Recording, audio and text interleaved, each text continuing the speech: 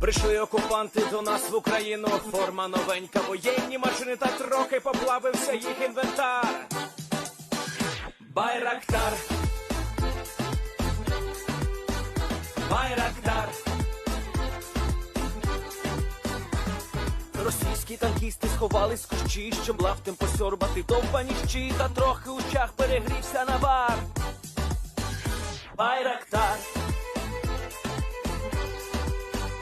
Байрактар.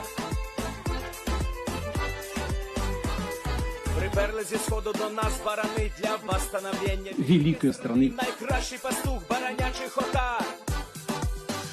Байрактар, Байрактар. Їх доводи всяке озброєння різне, потужні ракети, машини залізні, у нас на всі доводи є коментар. Байрактар, Байрактар. Вони захопити хотіли нас зразу, а ми зачаїли на орків образу з російських бандитів, робить примар. Байрактар, Байрактар. Російська поліція справи заводить, там вбивцю рашистів ніяк не знаходить, хто винен, що в нашому полі глухар. Байрактар, Байрактар.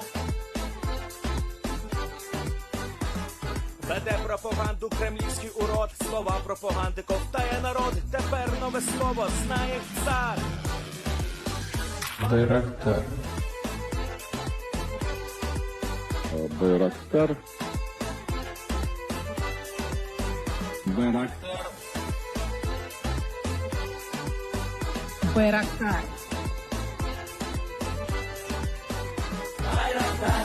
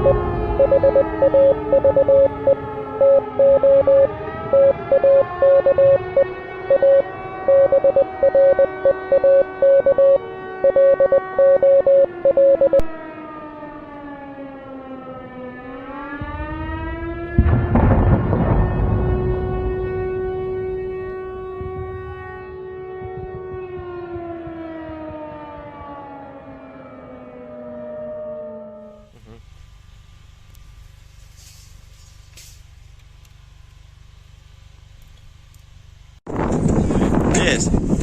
The Leaf Street Army sends its regards.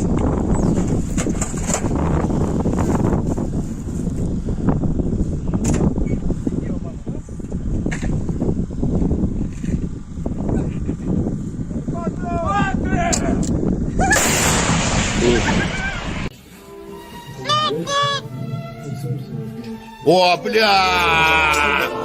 Игорь!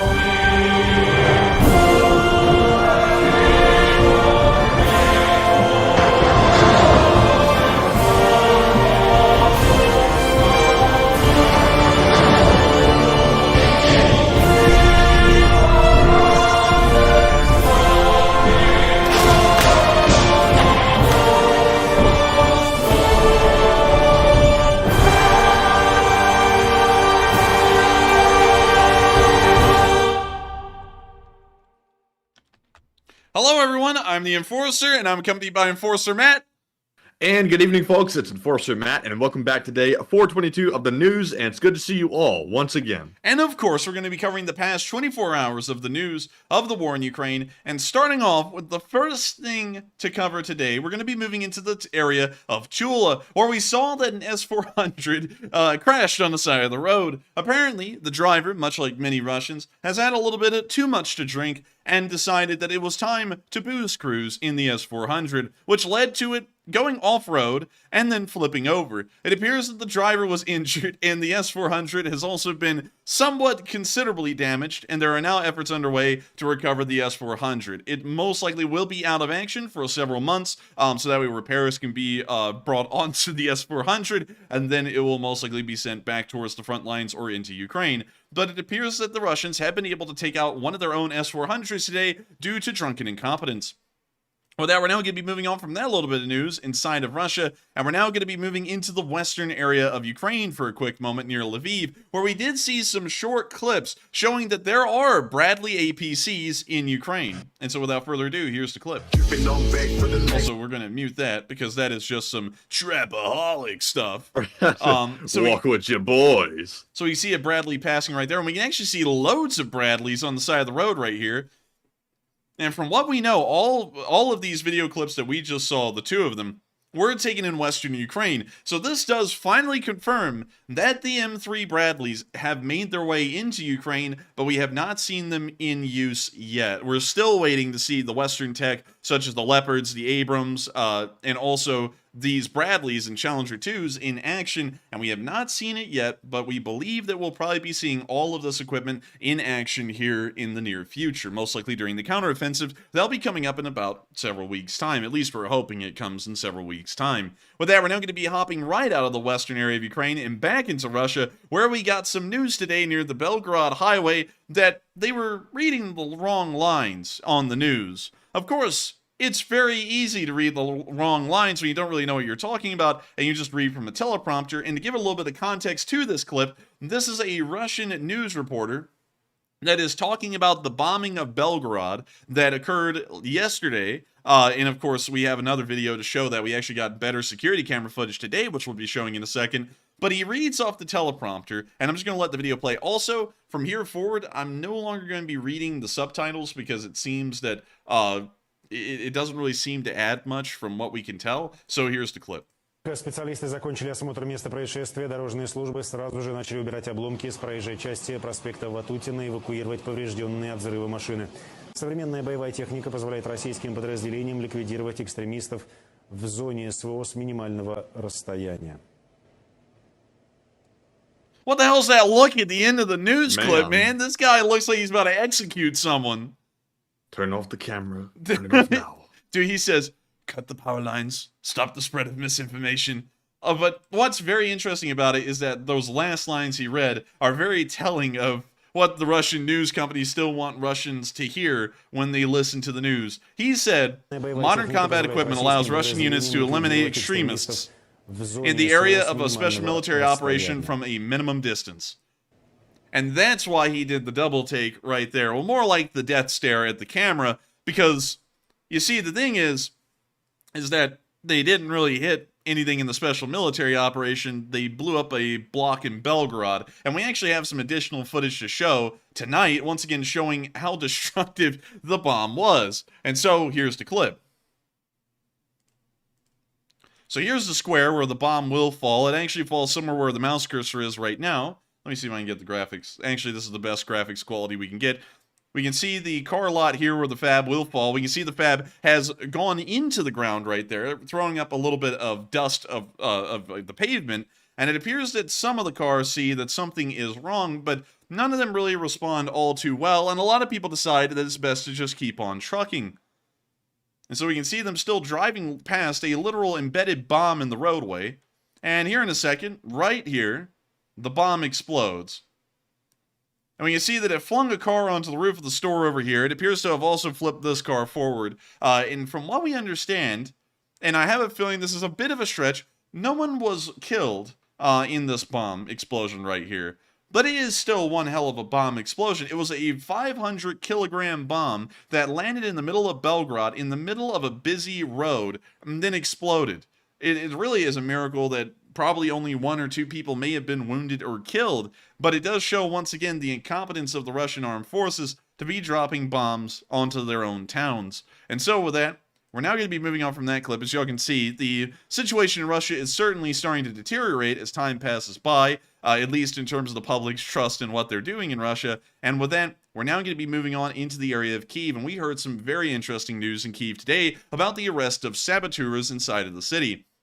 We heard that the Ukrainian SBU, which is the security service of Ukraine, was able to capture some collaborators and arrest them, and will most likely be putting them on trial soon. It turns out that these guys are lawyers who used to work in the prosecutor's office, so I'm guessing that they lost their jobs. They weren't exactly happy about losing their jobs, so then they started to scout out the positions of the HIMARS and also ammunition stores, and then try and report that to Russian forces. We can see some of their information gathered up right here, and we can also see a little bit more right there. This actually says Prokuratura Ukraini. I don't know what that means. If someone can actually tell us in translation what that means on this card, I would love to know, so that way we know what kind of identification we're looking at here, because this actually looks a little bit like a military uniform right there. But I can't really tell for certain, so let us know if that is right or wrong. But still, it appears that they were able to capture a couple of saboteurs, of course, innocent until proven guilty, but it does appear that the information against them may be very compelling at the moment. But it is still good to know that the Ukrainians are making sure to crack down on any kind of saboteurs or espionage attempts, so that way they can keep their rear lines as safe as possible and not make them as dangerous as the front line. We're now going to be moving on from the city of Kyiv and on into our location unknowns. And we actually had a large amount of location unknowns today. We had a total of around 7 of them, which is quite a sizable number. Starting off in our first clip, we saw some Azov training pictures, showing us what the Azov has been up to in the western training fields. We can see this guy right here hopping out of a of an MRAP, it seems, with what appears to be an M16 due to the length of the barrel. I might be wrong, that might just be an M4, can't really tell, but it is quite a long barrel for an M4. In the next picture, we can see them once again behind some kind of a barricade, moving around the corner, it seems, and getting ready to do that. In the next picture, we can see the Max Pro that they rode in on, which almost sounds like an insult. Get out of here, and get out of here with the Max Pro you rode in on. But we can see it right there in the back of the picture. And the next one, we can once again see them moving around what appears to be a wall, most likely trying to simulate some kind of room clearing or just urban warfare in general, perhaps.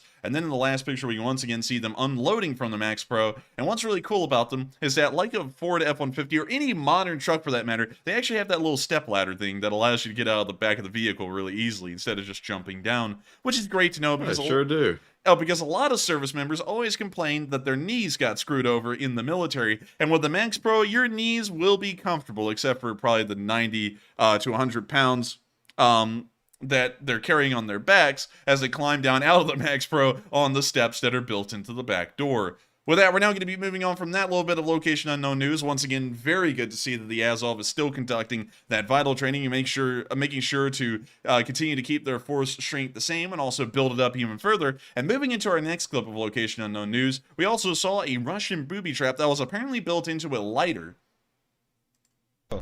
Чому не можна брати чужий зажим? And so we're going to have to mute it because there is copyrighted music here. But we can see him holding the lighter. We can see him bringing it over here. And we see that he's got a stick, and he pokes the lighter, and it explodes. And so what the Russians are hoping, and this explosion is not large at all, what the Russians were probably hoping is that someone would try and light a cigarette, and once they put this lighter up to their mouths and tried to flick down the little, I guess you could say, pressure plate on the back of the lighter to cause the flame, that it would explode right at their mouth and injure them. It appears that apparently the Ukrainians were able to pick up on that, but a very sick trap in a way that they wouldn't even try and really wound you to take you out of the war. They just rather try and maim you just for the fact that they can. But once again, I'm going to let y'all see that. We see it explode right there and then fly off to the corner.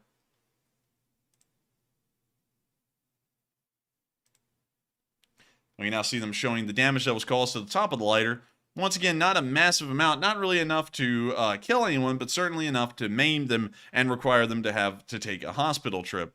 With that, we're now going to be moving on from that interesting clip, once again showing the sick measures that the Russians will take to try and wound or maim any Ukrainians. And moving on into our next bit of location unknown news, we also saw the Ukrainians practicing para-jumps. We haven't really seen this ever in the war, and we don't really know why they're practicing parachute jumps at this point in the war, considering that parachute jumps are largely obsolete in this kind of modern world. Of course, there is a place and a time for them, but that place and time is very rare. And we can see right here a Ukrainian soldier gliding through the sky after he's been dropped out of the back of an Aleutian. Woo-hoo-hoo!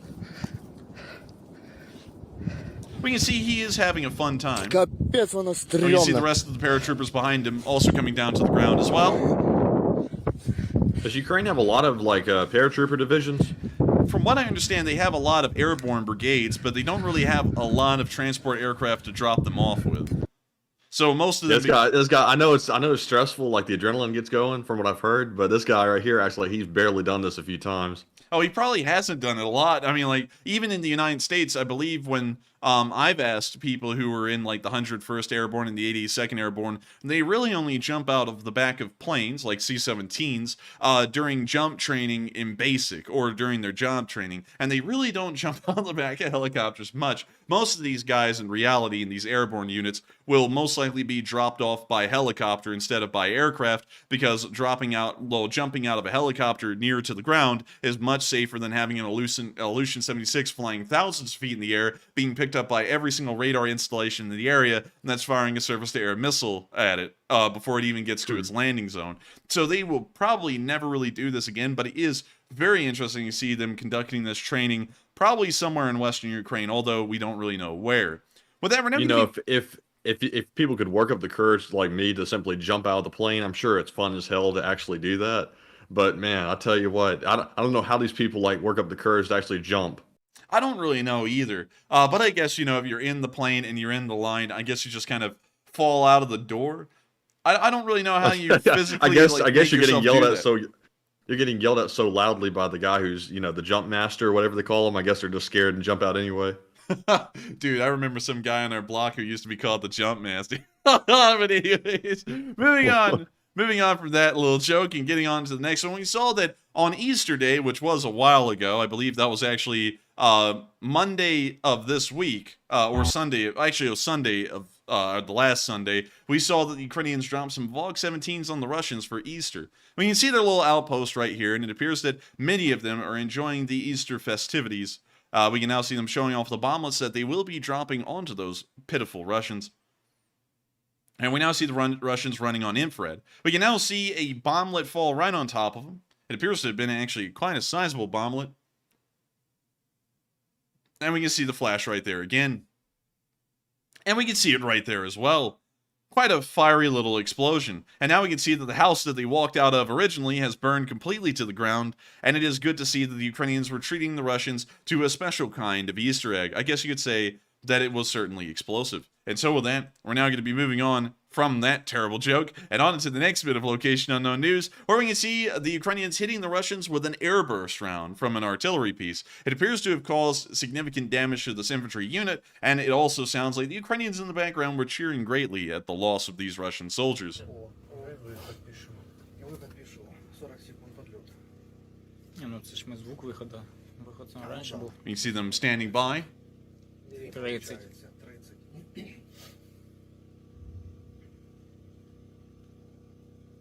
We see them still standing by and waiting for the airburst round to hit. Да, прям в нужник. You hear them joking around, and you see the airburst explode right on top of them, and the crowd goes wild. Eagles! Jaga, jaga. Це хорошо попав. Dang, this drone can go up to 80 times zoom. Yeah, I mean, like, they're way away from here.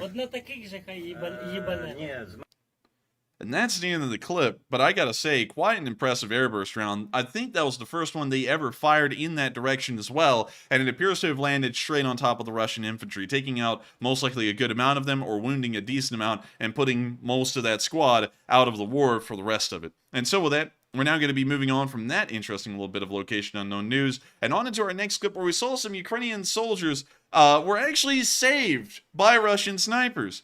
You wouldn't believe it, but there were 2 snipers that the Russians had that were watching this one Ukrainian soldier. By some kind of luck, literally sheer luck, that's the only thing I can attribute it to, the bullets collided midair right before they got to the guy, and so both of them went flying off in opposite directions, and the soldier's life was saved, and he ran for cover. This is probably a 1 in a million kind of video right here. You'll never see bullets collide in midair again, and so here's the clip.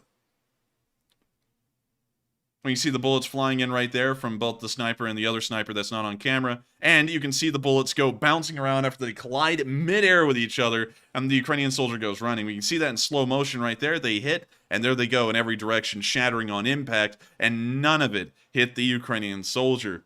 He was very lucky today, incredibly lucky as a matter of fact, and it's unbelievable to think that this happened on film. Many of y'all who have ever looked at World War I history may remember the Gallipoli bullets that would collide in midair. And let me type that in, right? Gallipoli bullets.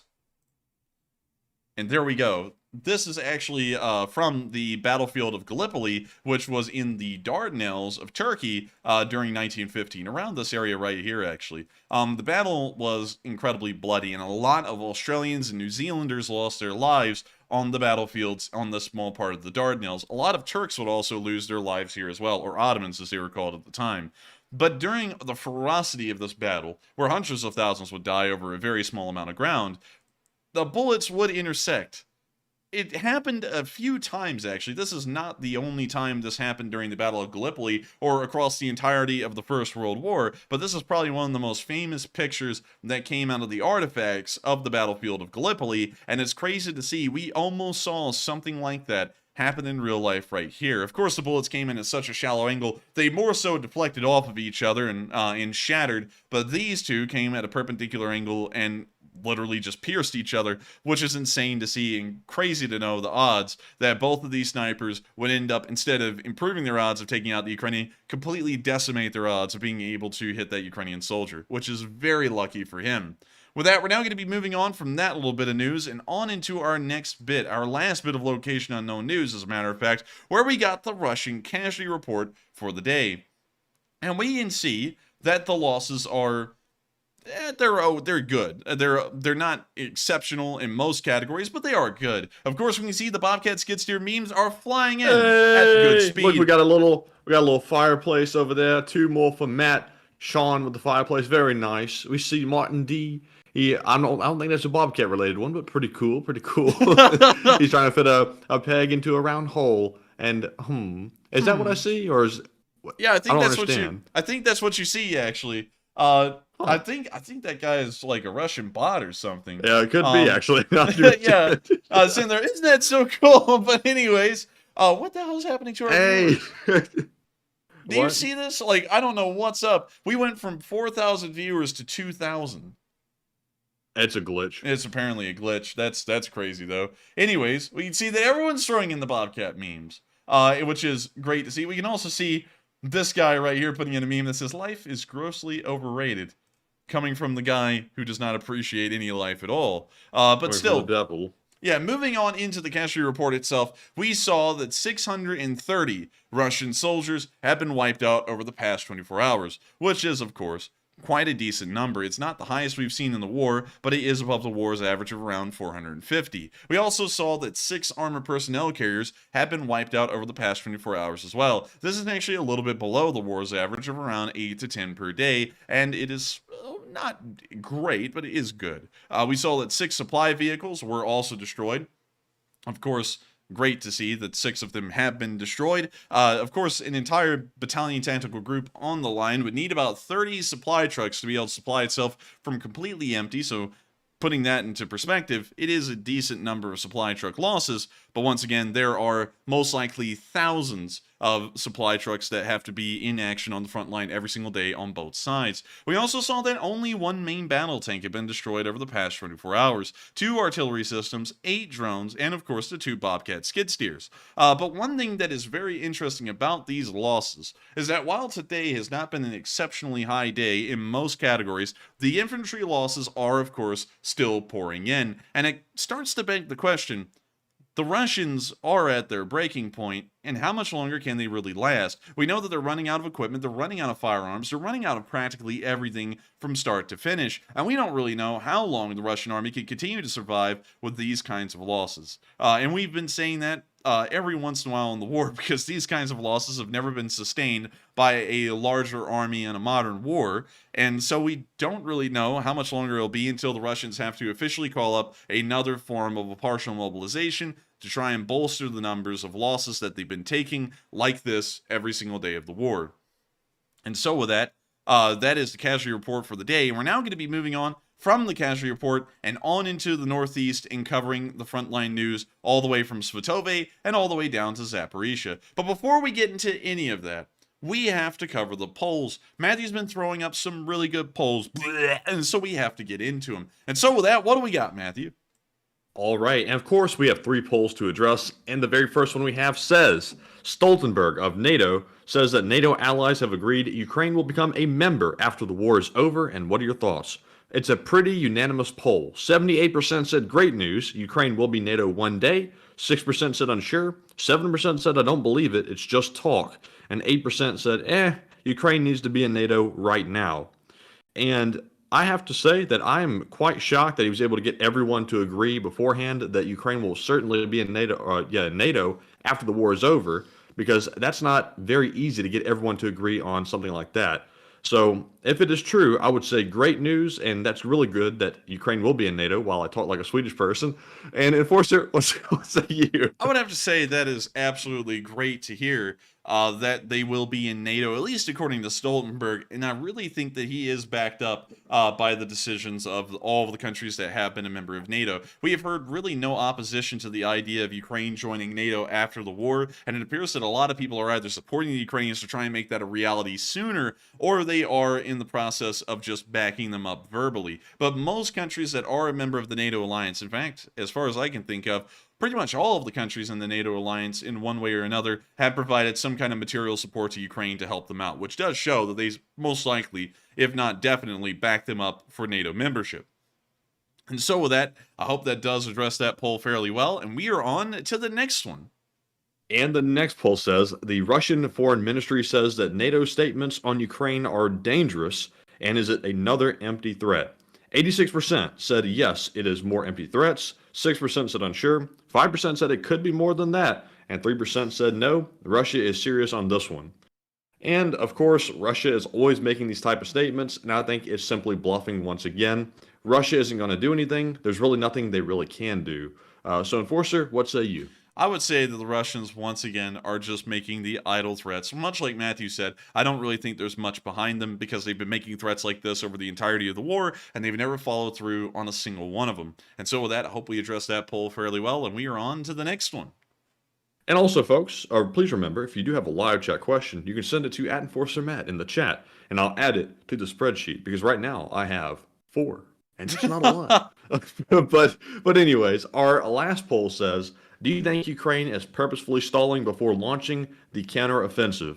57% said yes, Ukraine is intentionally stalling, 12% said unsure, 10% said I'm mixed on it, and 20% said no, it's not intentional.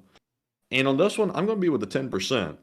I'm not really sure if it's intentional at this point. It seems like we were being told before that the counteroffensive must have started, in the next few weeks or so. And it seems like it's getting pushed back, and really no explanation for it. But Enforcer, what say you? I would say I believe the counteroffensive is coming. It's just that we don't really know when. Of course, our original timetable was mid-April to late May. I believe that it may happen within mid-April to late May. I would actually be a little surprised if it doesn't happen until midsummer.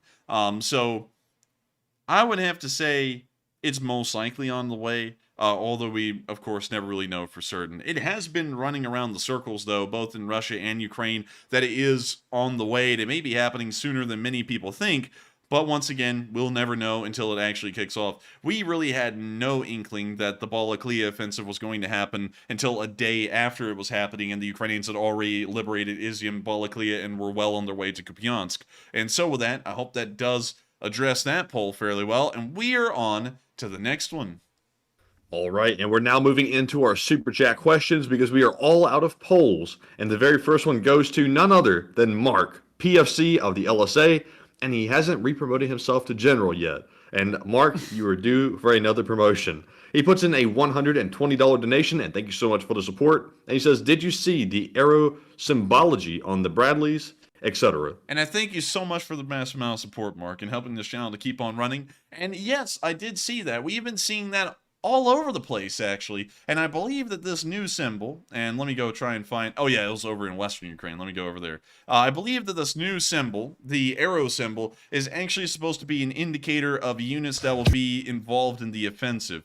Because we're not seeing this done across the board on Ukrainian units that are already at the front lines. This appears to be a new symbol that's being used on the units behind the lines that are in training and the new brigades that are being raised, the whole 9 of them. And so I believe that this symbol will most likely be the arrow forward for all of the 9 offensive brigades that will be involved in pushing the Russians back. Like, once again, like you said, there is an arrow right there.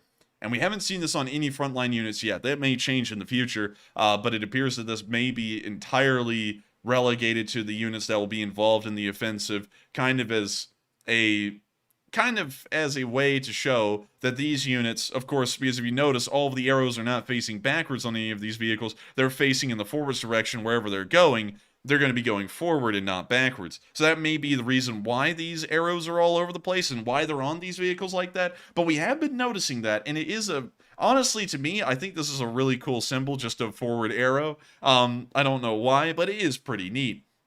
And so with that, I thank you so much once again for the huge amount of support, Mark, and helping this channel to keep on running, because folks like you do make it possible for us to keep the stream running each and every day, day in and day out, without break, 60 hours a week, making sure to cover the news of the war. And so with that, thank you so much once again for the support. I hope that does address that fairly well, and we are on to the next one.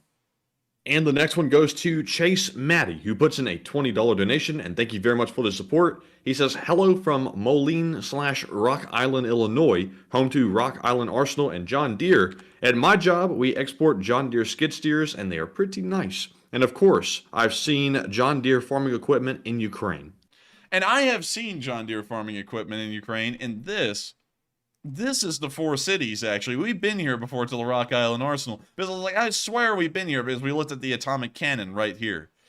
So I got to thank you so much for the support. I believe there's a Lee Spring Army member literally up here in Davenport, if I remember correctly. So they're also, I think so. They're also in the 4 city area as well. And that is really cool to hear that you're near the John Deere factory. Oh, look, South Park's here. Oh, that's nice. But moving on from that, I can't find the John Deere fact. Wait a minute. Deere Run. That's spelled like John Deere, so it's got to be around here somewhere. Oh, here it is. Deere and Company World Headquarters. There it is. Deere We and found Company. it. Wow, that's a Gucci building right there. Dang. Jeez, that's nice. Dang. This is nice. Wow, look at that. They got thing. that tractor money and Man. the Waterloo boy right in their lobby. Dude, that sounds like some kind of an insult. You're nothing better than a Waterloo boy. What do you call me a Waterloo boy for? But let's see here. Man, this is cool. This is like a headquarters in the museum at the same time. Wow, that is really neat, actually. I'm really into this. That's so cool. And I'm guessing you work at the headquarters, and if you do, that is super cool. But moving on from that, I've got to thank you so much for the support. Really cool place here. We might actually, one day, Matthew, have to take a trip up here and check this place out. What is the Family Museum, though? I think we've looked at this before. I swear we've looked at something like this before. No. I think this was the Please Touch Museum or something like that in, like, Philadelphia. But this is very similar. And what the hell is a Hy-Vee grocery store? That Hy-Viz grocery store. What in the world? Hy-Vee. I've never seen a Hy-Vee grocery store before. I feel like if you Kind of go reminds me of a Winn-Dixie a little bit or something. it kind of does, and I feel like what the name the store has, if you go in there, you break out in Hy-Vees. But anyways, I'm good. I'm glad that joke landed. But pretty interesting place. We will have to check this place out one day and come on up here. But I do thank you so much once again for the support, and of course helping this channel to keep on running, and also and once again, covering the John Deere farming equipment, it is really cool to see that John Deere farming equipment has made its way worldwide, and it's really cool to know that a historically important, I guess you could say, company to the United States like John Deere is all over the world. You really can go anywhere and find John Deere in just about any country except for China, where they use rip-off John Deeres, and in Russia, where they hate America. So with that, I thank you so much once again for the support, Chase Maddie, and helping this channel to keep on running, because y'all's support makes this possible. And so thank you so much once again. And with that, we are on to the final question of this segment, and then we're going to be moving on into the frontline news. And this one goes to Red Lamani. He puts in a $20 super chat, and it's good to see you again, Red, and we haven't seen you in a little while. He says, hey guys, sorry I can't be on live often. I work on these hours, but I always keep up the day after, and please stop rating horrible quality pizza. Real good pizza are on another level than all those that you voted for the other day, and lols. Oh, man. Well, thank you for the support, Red Lamani, and, of course, helping this channel to keep on running. And let's see, it can't be, let's see. Please So stop. you ship the pizza to Alabama, eh?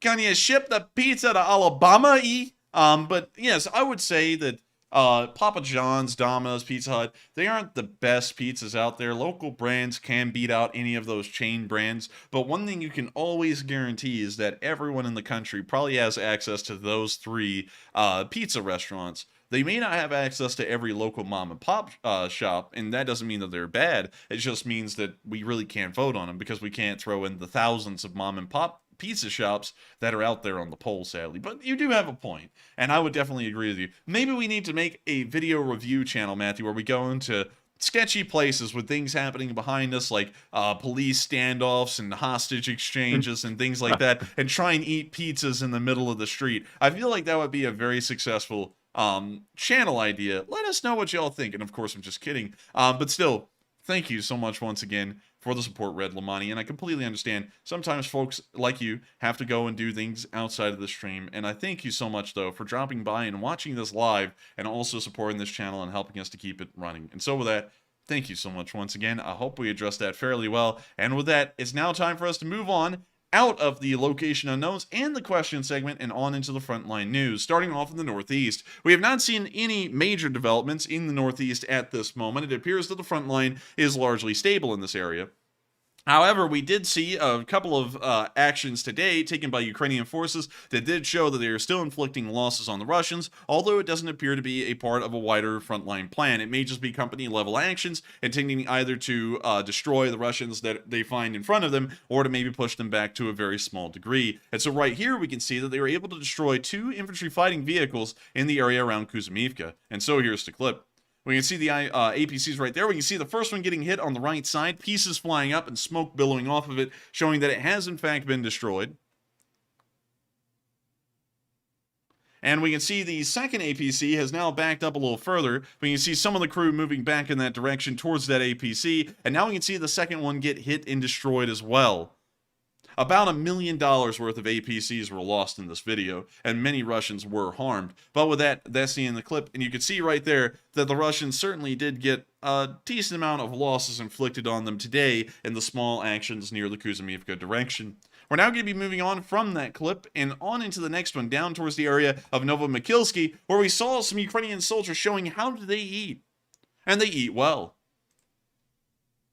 Someone eats the same way he fights. We are very responsible in our food preparation.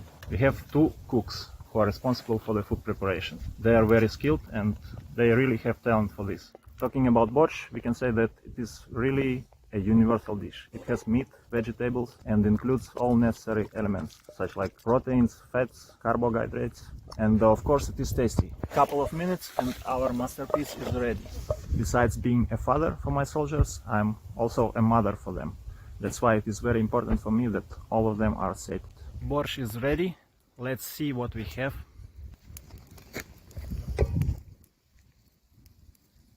Man, that thing be looking juicy. Hell yeah, looking like it's got a lot of tomato in it. Yeah. I think it's beets. But anyways, It's beets. you know, Matthew, I wonder if you eat borscht and you've been unemployed for a long time. I wonder if your mother comes in and goes, "Hey, you need to stop being a deadbeat while you're eating the borscht." Man. But anyways, with that, very interesting to see the field kitchens they have on the front lines in Ukraine. It seems as though that field kitchen was not set up to cook for a very large number of soldiers, but it was cooking for a decent amount of them, probably a platoon-sized unit, and showing the, I guess you could say, more frontline level cooking and field operations to keep soldiers fed, to keep them in the fight, which is very interesting to see. We don't see a lot of that. With that, we're moving on down into the Kremenna area. Once again, we haven't seen a lot of frontline activity down here. It does appear, however, that the Russians were moving towards the Torske area a while ago, but it appears they've been completely stopped by Ukrainian forces, and we can see today that the Ukrainians were actually able to capture a KAMAZ from the Russians. And none other than a KAMAZ Typhoon, which is some kind of an armored truck. Маленький румтур всередині кабіни. You see them showing off the interior. Скло витримало. Взагалі броня надзвичайно хороша насправді, але по всіх комплектуючих насправді це не стільки російська машина, як абсолютно. You see him looking over the dashboard once more. I don't know what kind of film is over the windows, but it's giving it this very green tint. It looks like it may be some kind of a net. Повністю відновимо, буде як новенький. Буде безпечно доставляти хлопців.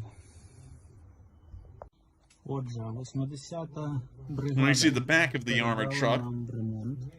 And we can see that there's a decent amount of not that bad seats, really. I mean, they're not bad seats, but of course the Russians trashed the thing. And there's just bottles on the floor, plastic. Anything you can imagine that could be waste is on that floor. A nasty flip-flop, some beer or something.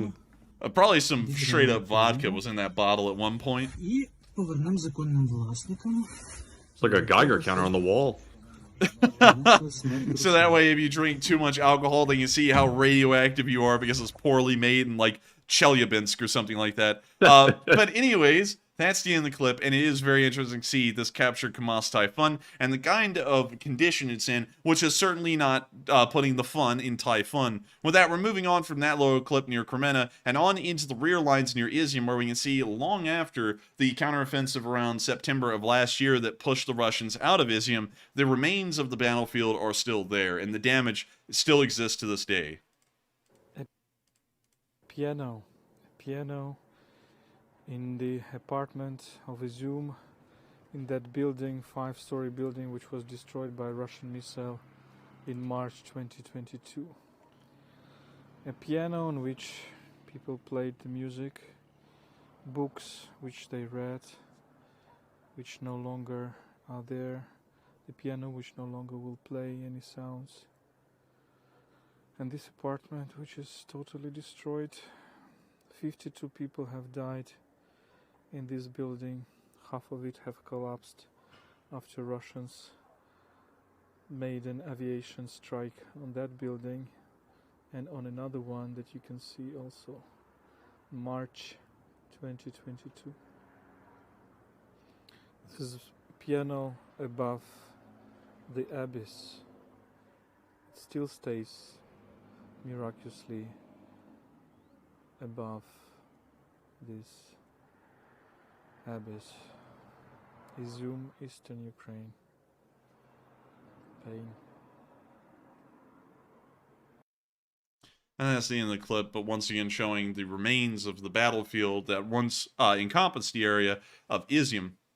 Izyum was a strategically important town for a large part of the war, as with the holding of Izyum, the Russians could plan for further offensives that would attempt to encircle the Kramatorsk-Slovyansk area and finally bring the entirety of the Donetsk and Luhansk oblasts under Russian control. Of course, the Ukrainian counteroffensive in September would thwart that plan completely, as a breakthrough unit made it through the Russian lines just north of Balaklia, and the entire front line collapsed not long after, just in the course of 3 days. But for a while, Izyum was a very important town, and the Russians, knowing the importance of this town, levied massive amounts of artillery against it at the very onset of the war around March of last year, and of course led to the deaths of dozens of citizens that lived within those apartment buildings that we just saw. To this day, and that footage was taken just 24 hours ago, those buildings are still completely destroyed. The bodies, of course, have been recovered and buried, but the damage still stands and is testament to what the Russians do to the Ukrainian citizenry and a part of the reason as to why they continue to fight. With that, we're now going to be moving on out of the area of Izyum and on down to the direction of Krasnapol, where we saw an armored advance observed by a soldier of the armed forces. This is very interesting because we don't hear a lot about this, but this video footage was taken today showing a Ukrainian armored advance moving through an open field to try and push Russian soldiers back somewhere in the northern flank. We can see the soldier observing it as the tanks continue to advance, popping off smoke grenades and firing as they advance.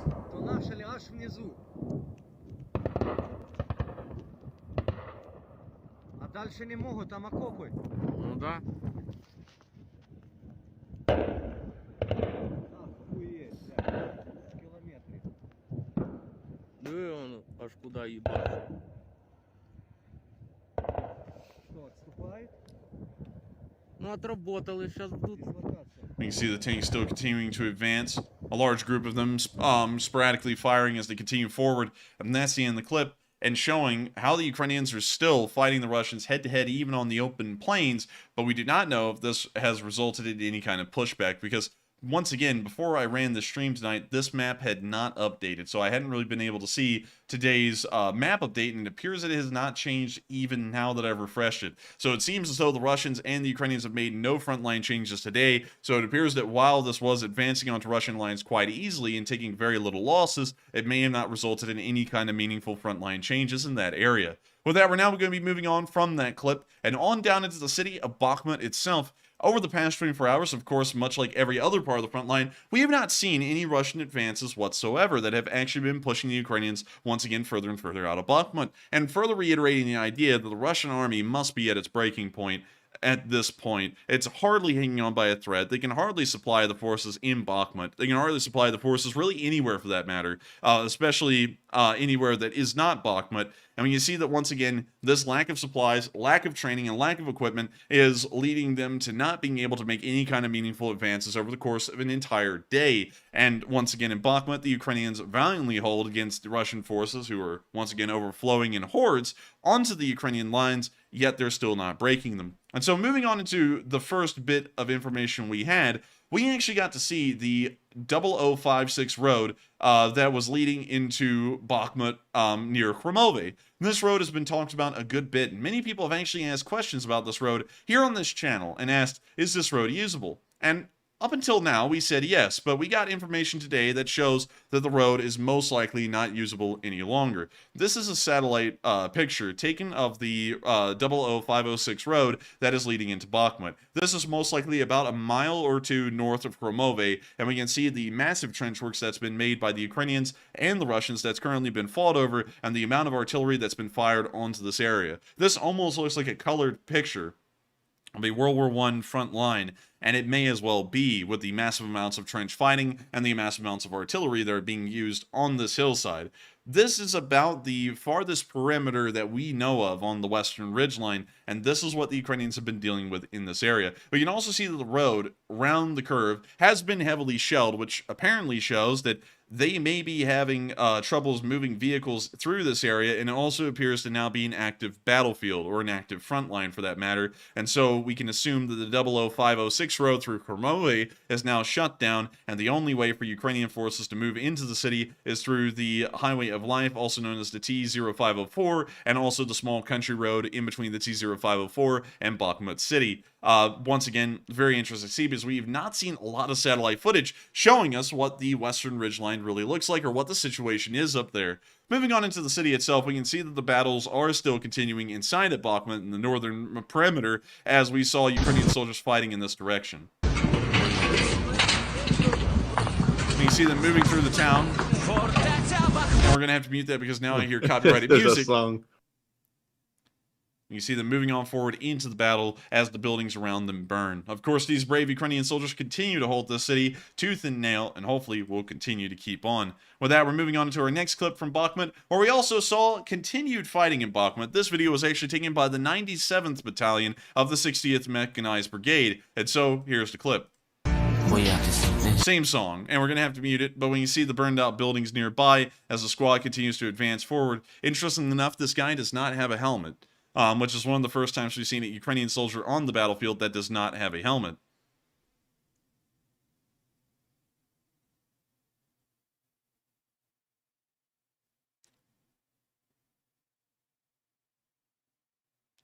When you see them continuing to move forward,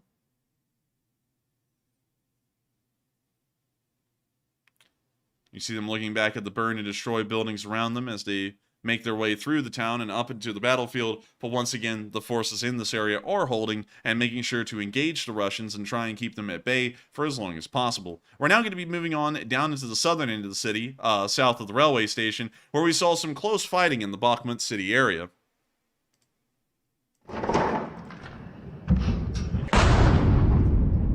We can hear explosions nearby as this Ukrainian soldier comes out of the side of a warehouse in an industrial area, and he's now moving further down the street. We hear a large amount of gunfire coming from in front of them, showing that the action is that way, and he's heading towards it.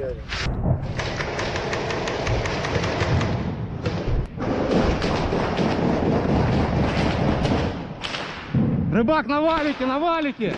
We hear the Ukrainian yelling out some kind of command and now firing his rifle. Unfortunately, I can't really tell what kind it is.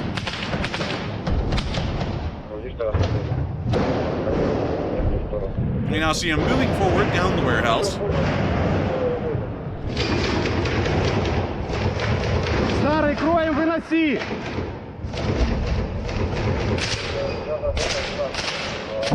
We hear the firefight still continuing on, the soldier darting his eyes around, making sure that there's no one behind him.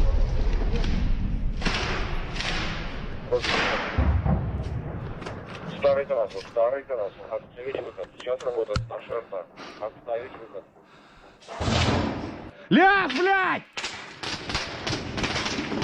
We now see the firefight still picking up. We can actually see bullets bouncing off of parts of the buildings in front of him. We now see the soldier peering around the corner. Он у тебя над головой! Он у тебя над... And that's the end of the clip, but giving us a small look at the firefights that have been ongoing in the industrial areas of Bakhmut as the Ukrainians still stop Wagner advances further into the town, at least for today. And once again, got to give a large amount of credit to the bravery of this Ukrainian soldier, not just to hear the gunfire and wait for the Russians to advance onto him, he actually advanced onto the Russians in the middle of a defensive battle. Quite impressive. Moving behind the lines, we also saw that the Ukrainian artillery has been helping out this soldier in defending the lines inside of Bakhmut as they were bringing in artillery onto Russians that were coming in to reinforce the weakening Wagner units that are inside the town. Of course, the Angry Birds unit, I don't know who the Angry Birds unit is, but they were the ones who conducted the artillery strike. You see them showing most likely a comms trench that is leading into Bakhmut. It is heavily pixelated, but we see that the first shell did land in the trench, and we have a large group of Russians trying to run into the city, and it appears that the artillery is following them as they run. Quite accurate artillery, for that matter.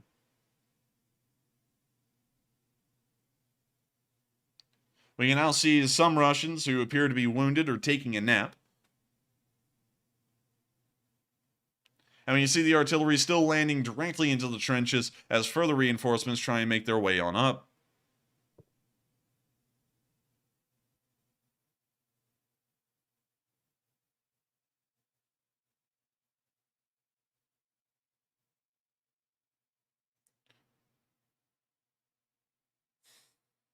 We now see an AGS being fired onto the area, and it appears to be giving it quite a wide spread as another artillery shell lands into the area as well.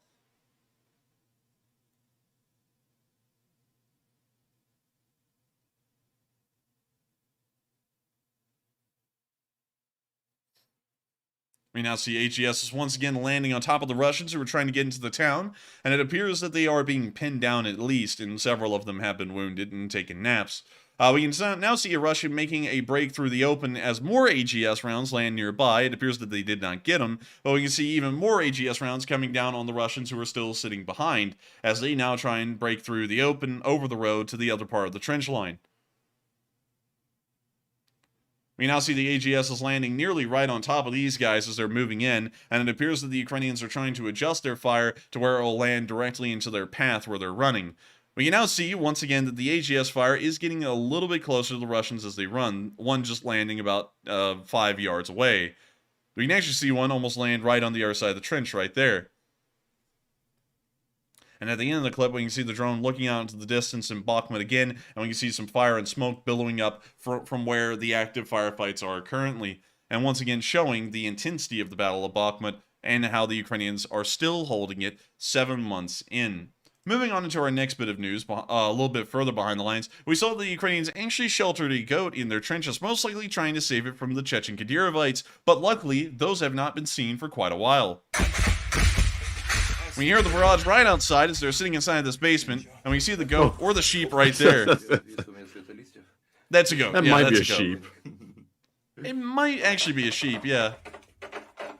And we can see that it's raining pellets. Wonderful. Face that toward the enemy, please. This in towards the enemy. But with that, that's the end of that clip. And once again, very nice to see that the Ukrainians did take care of this goat or sheep or whatever it may be during the middle of this barrage. With that, we're going to be moving on from that little clip in the rear lines of Bakhmut as they try to endure that barrage, and a little bit further back, getting closer towards the highway perimeter, where we saw that a large amount of Russian soldiers did surrender today inside of the Bakhmut area. When you see the Ukrainians filming the soldiers,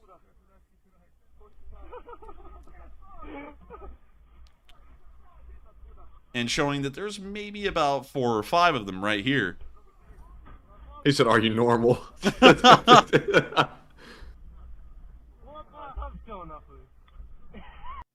And that's the end of the clip. Nothing But like another a little smack to get them back to their senses. He said, "Are you normal? You better be normal." But with that, that's the end of the clip, and it's great to see that they got another 5 prisoners for the prisoner exchange. With that, we're now going to be moving on from that clip and on towards the highway perimeter near Ivanivsky, where we saw some Ukrainian soldiers in the trenches. And that's the picture of him right there. This guy is in the 3rd Battalion of the 92nd Brigade, just one number off from being the fighting 93rd, and we can see that he's operating a drone in the middle of this muddy trench. We understand that the trenches are still muddy right now, and this may also be weighing into the decision that the Ukrainians have made to wait a little bit further into the offensive to actually conduct one. But once again, it is very nice to see that the soldiers are still out there and being sure to defend the lines even in these kinds of tough conditions. With that, we're now going to be moving on from that little bit of news in the highway perimeter area near Ivanivsky and on down into the Donetsk region, where we once again saw that not really a lot happened. Of course, like every other part of the front line today, the Russians have not been able to advance in any direction, and it also appears that the Ukrainians have not been able to push them back in any direction either, so everything is largely status quo. But down here in the area outside of Orlivka, we did see the snipers from the 8th SSO working against the Russians, and it appears, unlike their Russian counterparts who were bouncing bullets off of each other mid-air like some kind of a Harlem Globetrotters, but with snipers, these guys actually did a pretty good job. We can now see them moving forward. And it appears that this footage right here may have been made a couple of months ago during the winter, but once again, it is new footage, and so we do want to show it.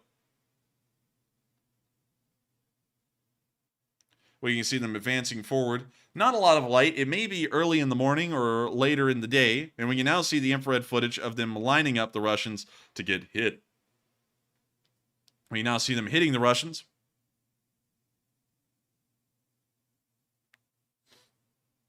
And it appears that they're racking up quite a large amount of them. You see another one, another one, another one, another one, Another one. another one, another one. We the best. DJ Khaled! But another one. They're getting quite a lot of them. I believe this is most likely a montage of everything they've been doing, because I would doubt that they've been able to do all of this in a single day. Of course, that would just be logical. We can see them firing at that Russian right there, and he's down, or something hit him, and he's now down. Then we can see this guy moving through the tree line, and he is no longer moving through the tree line. He's laying down in the tree line. Now see them fire some more rounds at the Russians while we hear a nuclear explosion. Is that real thunder? That is real thunder. That didn't sound like thunder. It sounded like a bomb going off. That sounded like a bomb. That did sound like a bomb. That did not sound like thunder.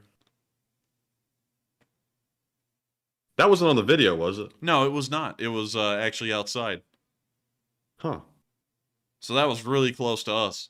We can see them still taking out more Russians. Now someone's about to get on Google Earth and figure out where the last lightning strike was and then geolocate us from there. But we can see that there are quite a large amount of Russians being taken out by the 8th SSO.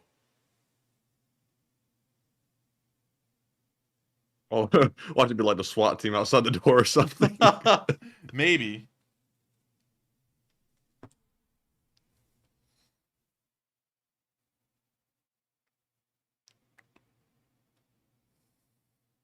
We can now see them still taking out more Russians. And even more Russians. I mean, when will it end? When will this nightmare end?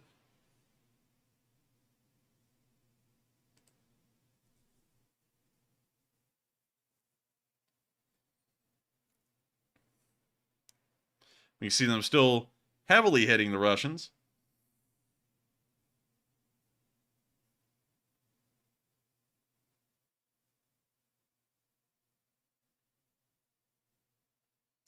We see them still hitting the Russians. This is nothing. This is literally a 3-minute and 23-second montage of them hitting Russians.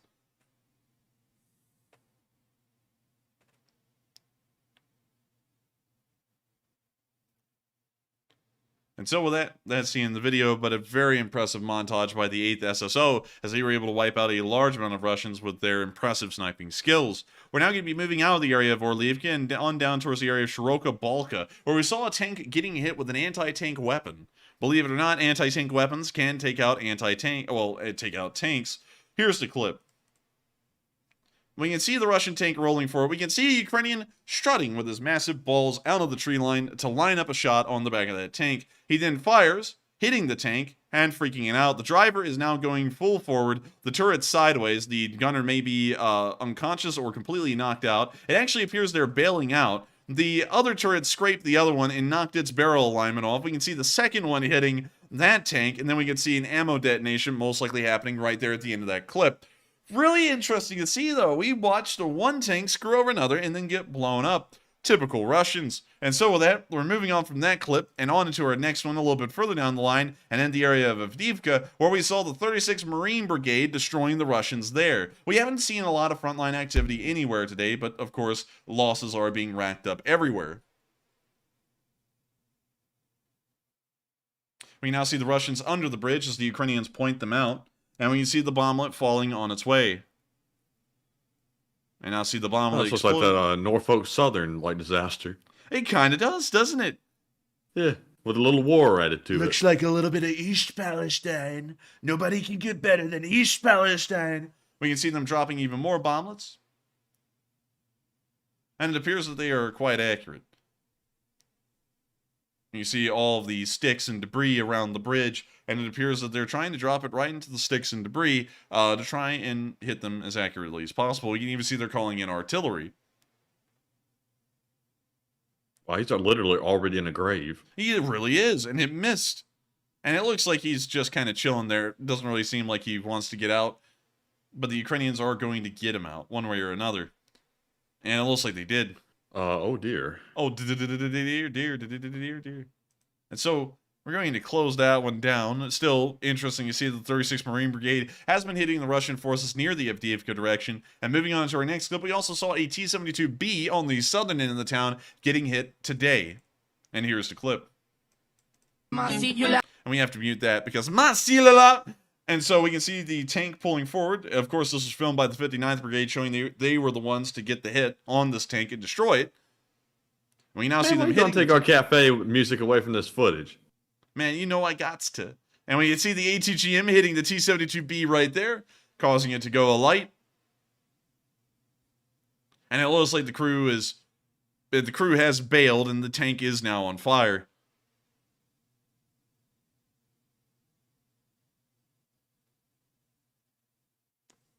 And with that, that's the end of the clip, but another impressive T-72B bombletting, or more like ATGMing. We're now going to be moving on out of the area of Avdiivka and on down towards Pisky, where we saw an MLRS hitting Russian positions. And this shows, once again, we haven't seen this in a long time, what an MLRS attack looks like. And we can see the Ukrainian MLRSs landing right down there with the chat music playing at full volume. We can see a decent amount of them hitting in the pond, but we can also see a large amount of them hitting on the land as well. Once again, a very widespread, a very inaccurate weapon system, but it's meant for mass saturation of a large area. And it appears that it did mass saturate a large area, living up to its, I guess you could say, advertising. With that, that's the end of the clip, but once again, very interesting and very nice to see the Ukrainian MLRS is being used against Russian positions in the area. We're now going to be moving out of the direction of Pisky and on down into Marinka, and specifically near Oleksandrivka, where we saw the importance of nutrition. this Ukrainian soldier sitting on the side of a broken down Russian T-90A will explain to us why pizza is the most nutritious dish. Нема нічого прекрасніше, чим бовтатися в цій грязюки в час наступу і їсти дуже смачну піцу. Дуже дякую за підтримку. Слава Україні! And we can see it's a classic American pie right there, Matthew. It's a classic Americana, New York style pizza. When you see the Z right down there, and this guy, he's chowing down, dagnabbit. He's enjoying every minute of it, I'm telling you. And it's good to see. I want to know where would he get a pizza in a pizza box on the battlefield? Like, where do you get that from? Uber Eats. Just call it Uber Eats. Wartime zone. You know, they get no tip, they frag you. Just on the battlefield, you give them no tip, frag in the toilet. But anyways, with that, we're going to be moving on from that little clip near Marinka. Great to see that they're having a little bit of fun out there. Also having a pizza break, and great to see that they also got a T-90A as well. With that, we're moving on down into the Volodar direction, where we saw that Madyar's birds are getting some reinforcements. And I guess you could say that they are the biggest bird. This is quite a lengthy video, so we'll only be able to play a small part of it. But here's the clip. Now, I have to say this. DGI must love Madyar's unit, because this has to be at least 100 DGI Mavics. Ті козаки, що отримують партії дронів, котрі вже завтра поїдуть напередок до воїнів. 109 дронів, народних дронів, за зібрані вами кошти 20 квітня на базі. Завтра прямують до підрозділів. Чого? Бо тепленькі настільки. А ну дай. Man, they're brand new in the wrapping paper and everything. Man, they are. They brand new. Березень 23-го року. It's also got that Chinese on them. Випробовують наше терпіння, бо постачають. I guess China's playing both sides. They are. They're playing both sides. So that way whoever comes out on top, they can say they supported them. По продукції DJI. А поки маємо частину в кількості 109 дронів DJI Mavic 3, котрі сьогодні починають ділитися між підрозділами. Всі без виключення на Бахмутський напрямок, як ми We see him still explaining the drones and how many they have, which is quite a large amount. Let me see if we can actually get some subtitles here. Oh, that's in Ukrainian. Let me see if I can get them in English. So let me go to auto translate and let me go to English. There we go. And so now I'll read off the subtitles. In detail about the whole situation surrounding delivery and collection, see further in the video. I emphasize once again, we are collecting for the needs of Madyar's birds. As a result of all that, the number grew and tripled. As a result, the current batch is the first of 265 drones. 109 have arrived warm. We are not leaving any for ourselves. All 109, starting tomorrow, will very quickly disperse by combat units to Bakhmut, about which you will receive a detailed video.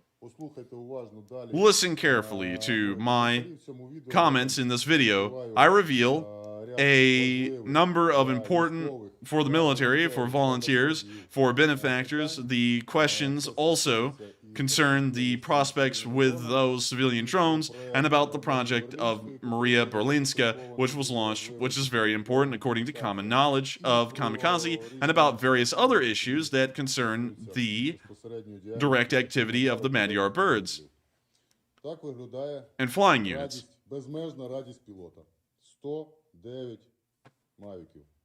And so we're going to be skipping ahead here real quick, just a little bit. Actually, it appears that the rest of the video is Madyar talking in his car. So we're actually going to be cutting it off right here because once again, we got most of the critical stuff at the start. And it is great to see that Madyar is still alive, because a lot of Russians want to claim he's dead. No, he is still alive out there, doing his thing, and also making sure to keep Madyar's birds flying with hundreds of drones. And hopefully our drone will join that group here in the future. With that, we're going to be moving on from that little bit of news near the area of Volodar and on down towards the direction of Velika Novosilka, where we saw a T-90A today having a critical ammo detonation. And I guess you could say this is T-90A, that thing on fire. And so here's the clip. We can see the T-90 right out there, and we can see it go nuclear. Quite an ammo detonation if you ask me.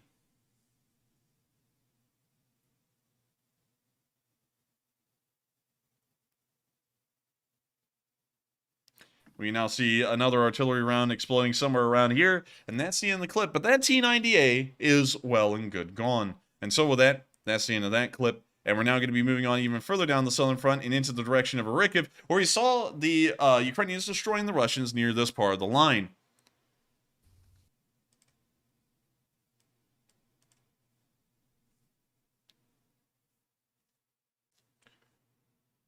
We can now see the Ukrainians pointing out the Russian location, and we can see some kind of a rocket flying? I don't even know what that was, but it came in like a comet. Right there. And it exploded right behind what they highlighted there for a second. It appears that it may have hit something, and it has caused a fire in the tree line, but it hasn't hit what was in the open. We now see another shell landing on the other side of these railroad tracks, and we're watching the fire grow more intense in the tree line. As the artillery piece, we can now see it is an artillery piece, is still sitting there in the open. We can see that the ammunition behind the artillery piece is not as intact as the piece itself, and it appears to be a blazing inferno.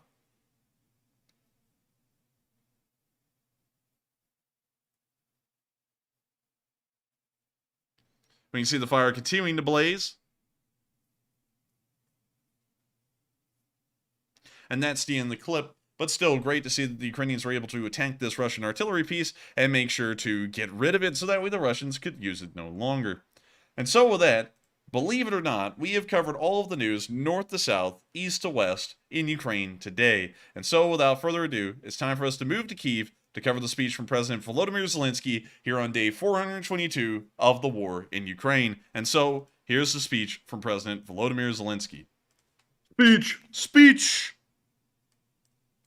Бажаю здоров'я, шановні українці. Провів сьогодні ставку. Доповідали генерали Сирський, Тарнавський, главком, керівник ГУР, представники уряду. Постійно і дуже уважно аналізуємо перебіг бойових дій, найгарячіші та всі потенційно небезпечні напрямки. Передова, пріоритет номер 1. Активно готуємо і нові бригади та підрозділи, які ще проявлять себе на фронті. Питання їхнього забезпечення, тренування, інтеграції до загального плану оборони. Щоразу на засіданнях ставки додаємо важливих деталей. Усі в Україні маємо розуміти, що головним завданням держави є деокупація наших територій, повернення наших земель і наших людей з російської неволі. Ресурси держави спрямовуються передусім на це завдання. Я вдячний усім, хто допомагає, хто зберігає увагу світу до України, усім, хто створює в Україні робочі місця, хто сплачує податки, хто залишився в Україні і підтримує роботу своїх підприємств, усім, хто організовує збори для наших воїнів та відновлення, збори в Україні, в інших країнах. Зараз так само, як і минулого року, усім нам треба зберігати єдність, мобілізованість та повну концентрацію на обороні. Хочу сьогодні окремо подякувати кожному і кожній, хто на державних оборонних підприємствах та в бізнесі, який долучився, виробляє зброю та амуніцію, дрони, усім, хто ремонтує техніку, хто створює нову техніку, зокрема для розмінування. Дякую вам за те, що попри все Україна нарощує наш оборонний виробничий потенціал. Сьогодні на ставці ми, як завжди, предметно розглянули ракетну програму, питання щодо боєприпасів. Увесь день максимальна увага, комунікації у форматі «Рамштайн», сьогодні засідання. Я дякую тим партнерам, чия рішучість цілком відповідає реальній ситуації і потребам на полі бою. Очікую доповідь міністра оборони за результатами Рамштайну. Говорив з президенткою Європейського банку реконструкції та розвитку. Вона була з візитом у Києві. Ключове – це реальна економічна взаємодія ЄБРР з Україною. Залученість банку до відновлення і розвитку нашої країни. Кожна інвестиція зараз, кожне збережене чи створене робоче місце в Україні, кожен реалізований економічний проєкт – це теж захист. А коли йдеться про захист, критично важливою є швидкість.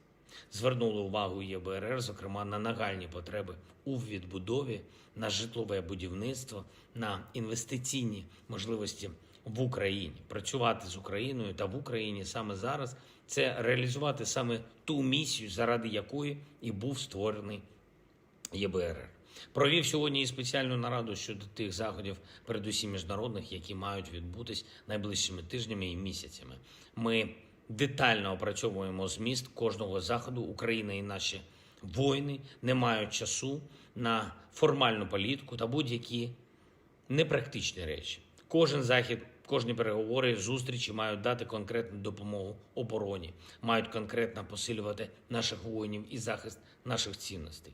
Зброя і снаряди для наших воїнів, стійкість для нашої економіки, реальна підготовленість до будь-яких сценаріїв – все це абсолютно предметно. Так було і так буде. Звичайно, я хочу подякувати нашим воїнам Бахмут за сміливі дії 5-й окремій штурмовій бригаді. Дякую, хлопці. Лиманський напрямок за стійкість та надійне утримання позицій. 66-та окрема механізована бригада. Молодці. 96-та Київська зенітна ракетна бригада. Дякую вам, воїни, за влучність. Дякую всім, хто зараз на позиціях, в окопах, на бойових завданнях, на бойовому чергуванні. Дякую всім, хто допомагає фронту. І, будь ласка, згадуйте тих, хто віддав своє життя, захищаючи Україну і українців. Світла пам'ять нашим героям. Слава Україні! And so with that, that is the end of the speech from President Volodymyr Zelenskyy, and Slava Ukraini. And that rounds out our day 422 news segment for the night. We're about to be moving into the question segment, and we'll be addressing all of the super chats that have come in tonight, and of course help the channel to keep on running, and also addressing as many live chats as we can. Before we move into the polls, though, before the question segment begins, I want to thank everyone tonight who came and watched the news. If you did enjoy, make sure to hit the like button, make sure to subscribe, and also make sure to comment and share with your friends, of course, because it helps the Lee Spring Army to grow, and it helps us to keep alive. And so with that, thank you all so much once again for watching this news, and I'm now going to let Matthew take over with the polls. And so with that, what do we got, Matthew? All right, and of course, as always, we love the polls. The polls are great, and the very first one we have says, Russia warns of an arms race with the West if tensions continue to rise, and the question is Russia capable of an arms race? 72% said no chance that Russia can compete. 11% said they might be able to. 12% said Russia can do an arms race. And 5% said unsure. And at this point, considering that Russia is bringing out all of their old equipment and tanks from their museums, I doubt they can compete in any kind of arms race. They can't even maintain their most recent equipment.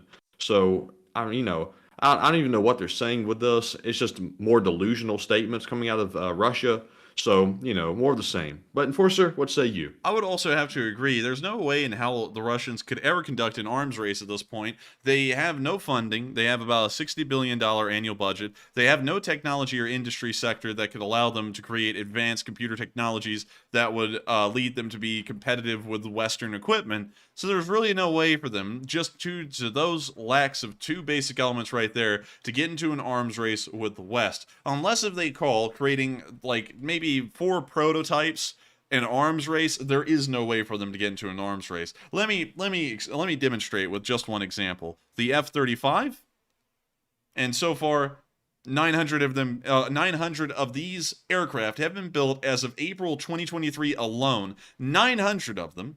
And that's not counting the F-22s or any of the other stealth aircraft the U.S. Air Force has, or the stealth aircraft that have been sold around the world. But 900 of these aircraft have been produced. Meanwhile, the Russians only have 4 operational Su-57s, and these aren't even considered stealth. They're considered low visibility. And if that is what the Russians are calling an arms race, is 4 stealth-ish aircraft compared to 900 full-on stealth aircraft, they're absolutely insane. That's not an arms race. That's a pitiful competition right there. That's not even a competition. That's literally just trying to look good, but at the same time, you don't look good whatsoever. I don't even know what the hell they're trying to get at. If the Chinese said they were getting into an arms race, that would be concerning. But the Russians saying they're getting into an arms race, that doesn't really mean anything. So with that, and once again, it's like that in every category. It's not just the F-35 or stealth aircraft for that matter. It's main battle tanks. It's really anything. Look in any direction you can, and we outproduce them or outdo them technologically in every single aspect. There's no way that they can even compare. And so with that, I hope that does address that poll fairly well, and we are on to the next one. You know, I guess that could mean, since they're teaming up with China, that they're going to get big old boy China to conduct the arms race for them. But there's no way in hell that Russia's going to do it.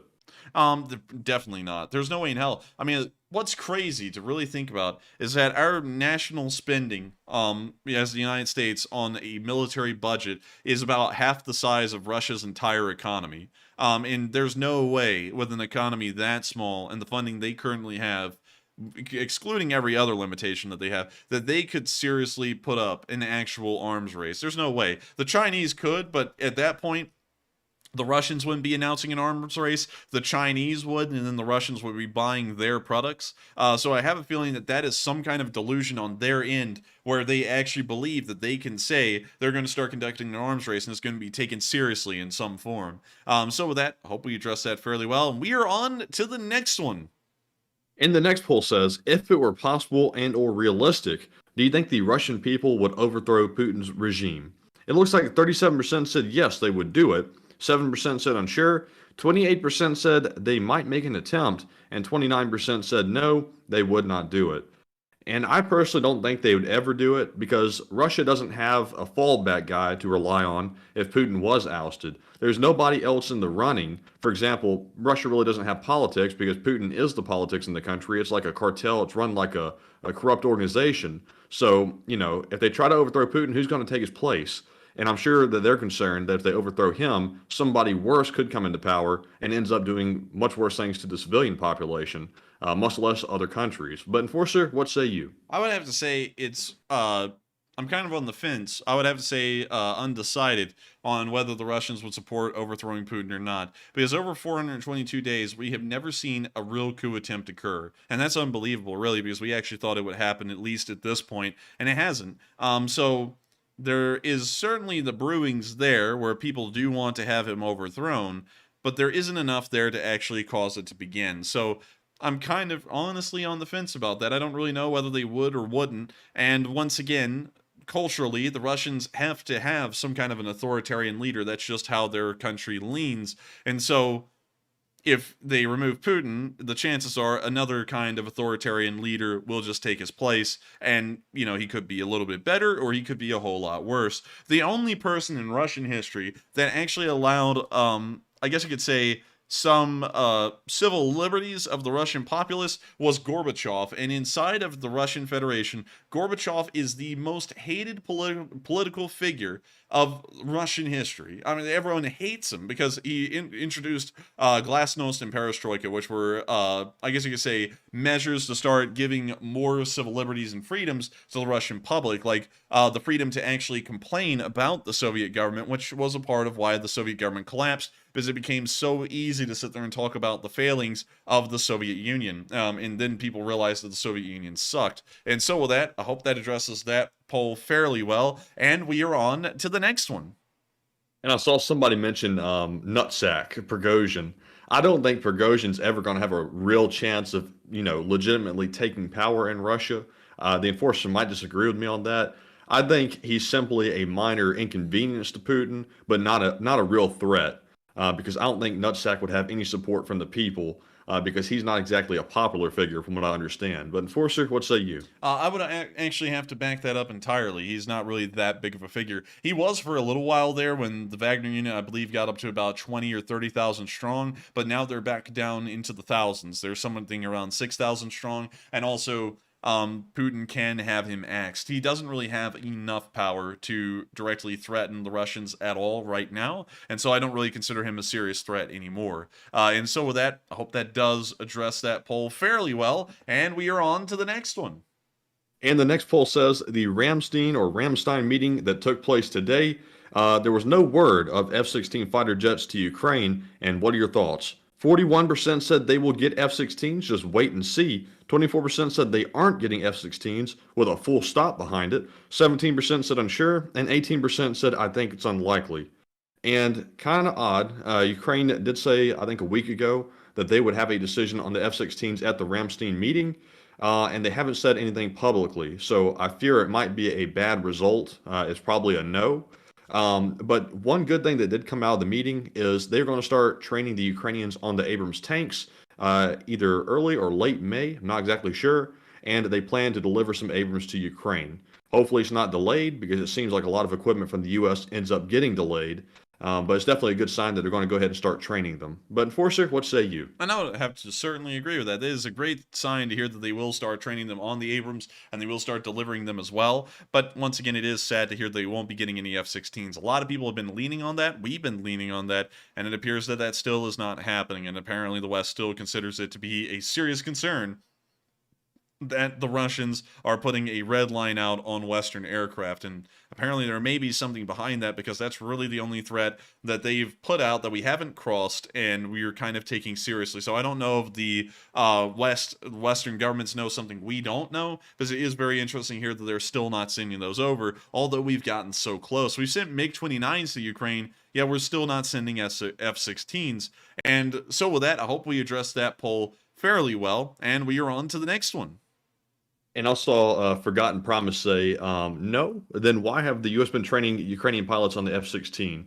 I think, personally, the U.S. has really been playing, what's a PG way of saying this? They've been playing games, just to put it lightly, with Ukraine about Vitalio! You know what that means? They've been playing games with Ukraine about the F-16s, and I really don't like it. I believe in either giving people a solid no or yes. And we've really been just basically, like, I'm trying to find a way to say this without being, crude, but we've been playing games with them. But Enforcer, would you agree with that? I would agree with that. Yes. All right. So I think we're in agreement then. Yeah. I was like, I'm not going to ad lib because I feel like I'm really just adding on the stuff you're saying at this point. So I agree. Yes. All right. Well, with that being said, we're moving on to our next poll, which says, found in leaked docs. Russia fired a missile at a U.S. drone in Syria in late 2022, and it missed. What are your thoughts? 51% said not good. USA should not hide that fact. 28% said this isn't an issue to me. 13% said unsure, and 8% said good. Hide it to prevent World War III. And I think the last option there, hiding it to prevent World War III, probably played a part in it. We have hidden things in the past from the American public to avoid us getting drug into a war prematurely. I'm not sure if shooting down a drone would actually drag us into it, but it would certainly get us pretty damn close to it. But it is kind of interesting that the USA is hiding stuff like that from the public, and now it's coming out because of Jack the Dripper.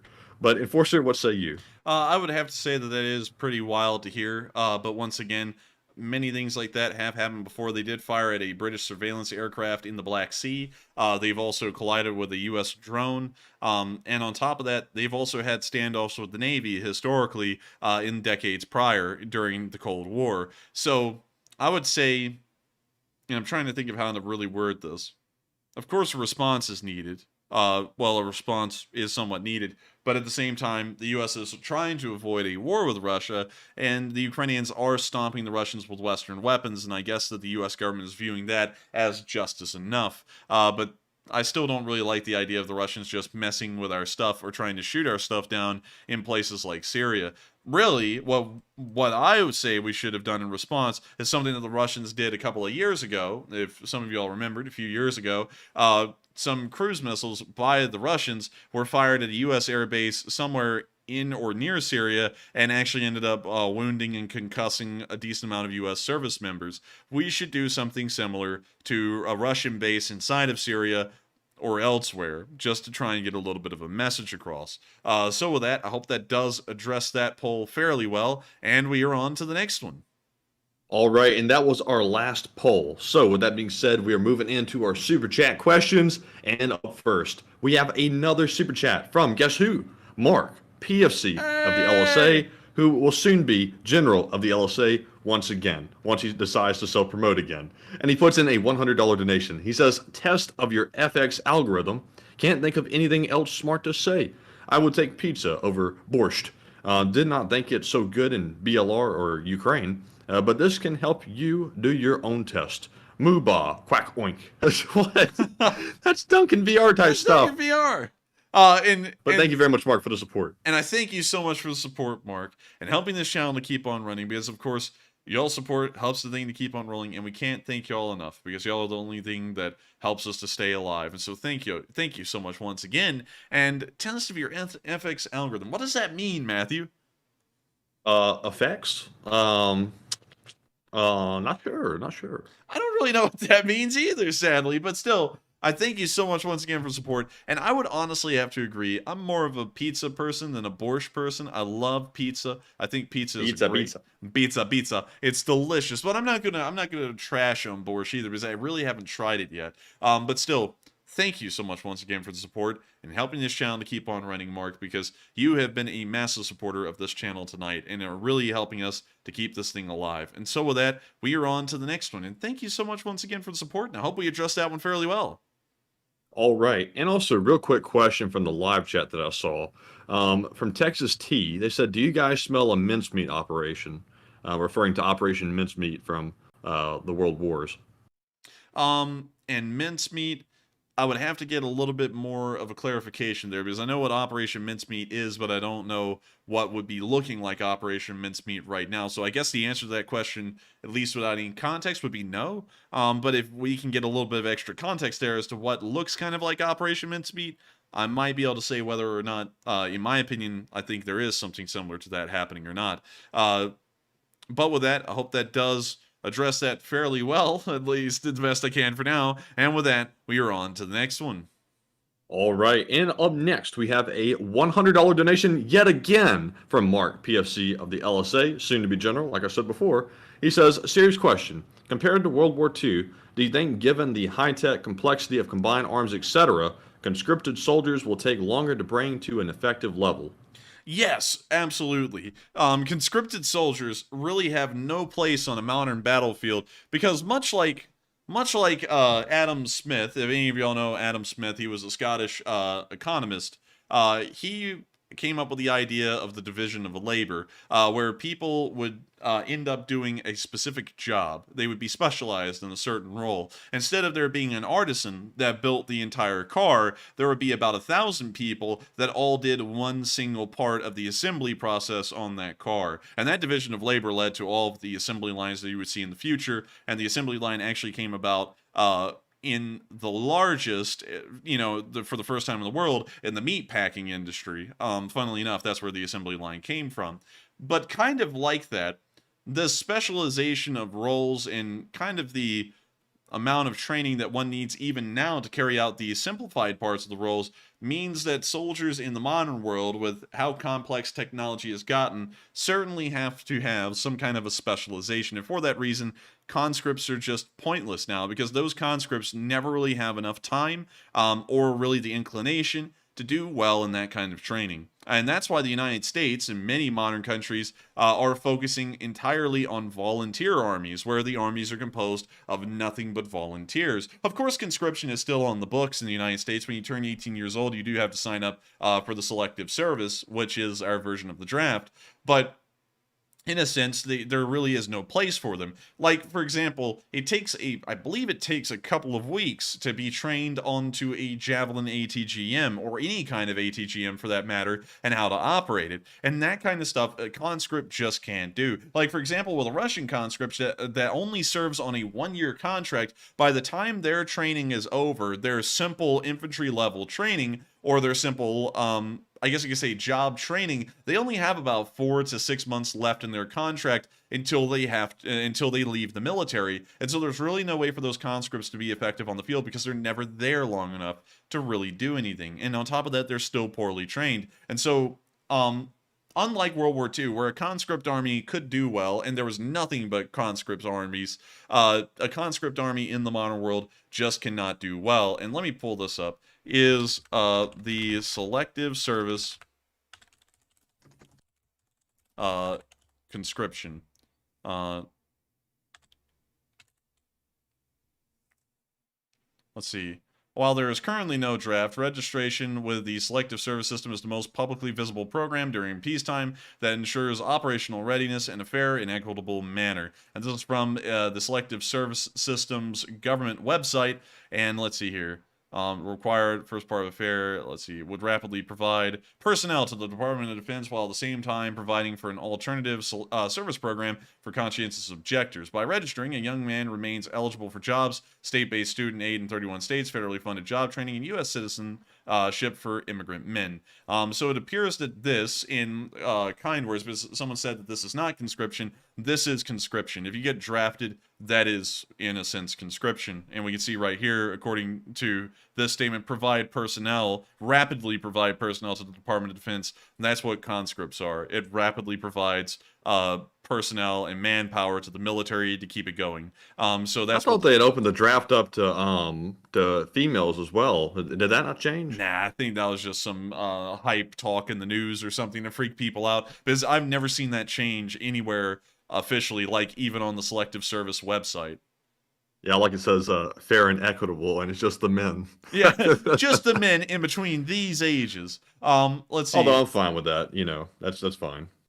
Yeah, and that's fairly interesting. Also, I like how it says it's to make sure that the conscientious objectors don't have to sign up. And then it says by registering, you remain eligible for jobs. So if you're a conscientious objector and you don't sign up for the Selective Service, well, no more state-based student aid for you, or federally funded job training, or anything like that. You don't get any of that if you're a conscientious objector. You have to sign up for the Selective Service to be eligible for those things. But anyways, I had to make sure on that one because someone said that is not conscription.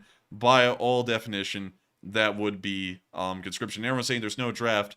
If a war begins, and there's no draft now, but there's never a draft in peacetime, once a major war begins, you'll probably see that the Selective Service is activated and people start getting called up. So with that, I hope that does address that fairly well, and we are on to the next one. All right, and real quick, let me reorganize my spreadsheet. Here we go. And our next one goes to RepoMan46, who puts in a $50 donation. And he says the arms race has already begun, and it includes China, among others. And can you... One second, let me go to that one real quick. I think it's still up there. Let's see. Oh, wait a minute. No, it's not. Can you reread that one again? He says the arms race has already begun, and it includes China, among others. And I thank you for the support.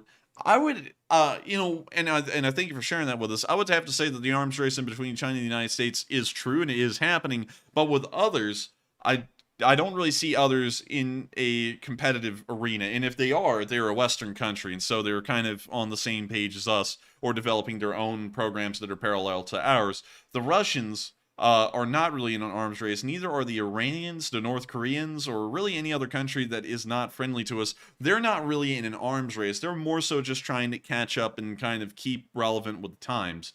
So I would say I would definitely agree with you on the Chinese aspect of it. But on the aspect of any other country, most of them lack the budget or the economic ability or the industry, for that matter, to be able to produce modern and effective weapons. So with that, I thank you so much once again for support, Repo Man, out there repoing the trucks. And thank you once again for helping this channel to keep on running with your support, because your support is helping this thing to stay alive. And so with that, we are on to the next one. And thank you so much once again.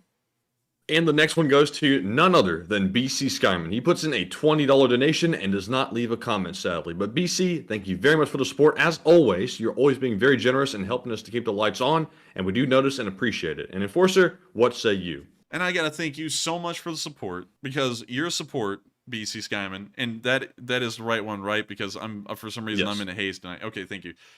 Thank you so much once again, BC Skyman, for the support. I had to make sure I heard that right, because I swore I heard BC, and for some reason last night I sat there and thought that your super chat was Psyop's super chat, and I was like, what? But still, thank you so much once again for support, BC. You didn't leave a comment, but of course the support means a lot and helps this channel to keep on running, because without folks like you, BC Scammon, who have been long-time channel viewers, it wouldn't be possible for us to keep this channel running. And it has been quite a journey, and we are trying our best to make sure that this thing stays alive, so that way we can keep covering this news until the war is over. And thanks to your support, you have been able to help this thing to stay alive. And so thank you so much once again, BC Skyman. Sorry for the haze there. For some reason, my head just glossed over for a minute, and it was not absorbing anything. But with that, we are on to the next one. Thank you so much for helping this channel to keep on running. All right, and up next, yee-hoo, we have a $60 super chat from Mark, PFC of the LSA. Once again, it's his 4th super chat of the night, and Mark is MVP. Thank you very much, Mark. He says, I'm trying to start a super chat race.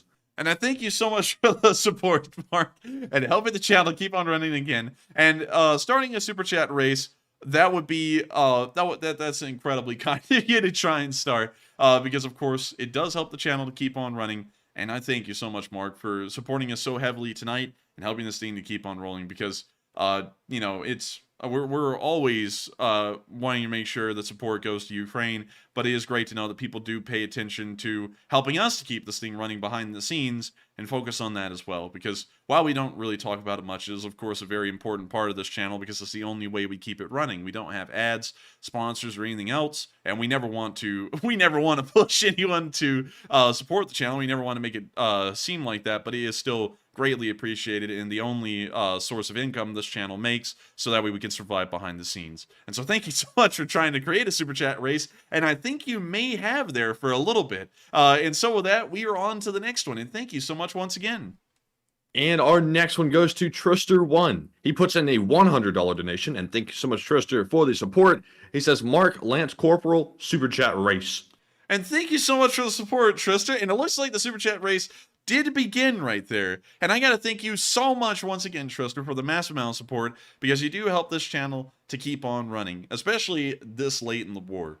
Because one thing we've noticed is that and I'm not even going to try and make it sound like this isn't the case. So people's attention span on the war is dropping. And we've been noticing that over here, and it seems as though you know, we're kind of looking at it and we're like, dang, you know, we're trying to cover the news like we have, and you know, it's kind of a little disconcerting when you see that people just aren't really paying attention to the news on the war anymore. And it's not just affecting our channel. We've watched other channels go from hundreds of thousands of views to now they're 200,000 views below what they once were at.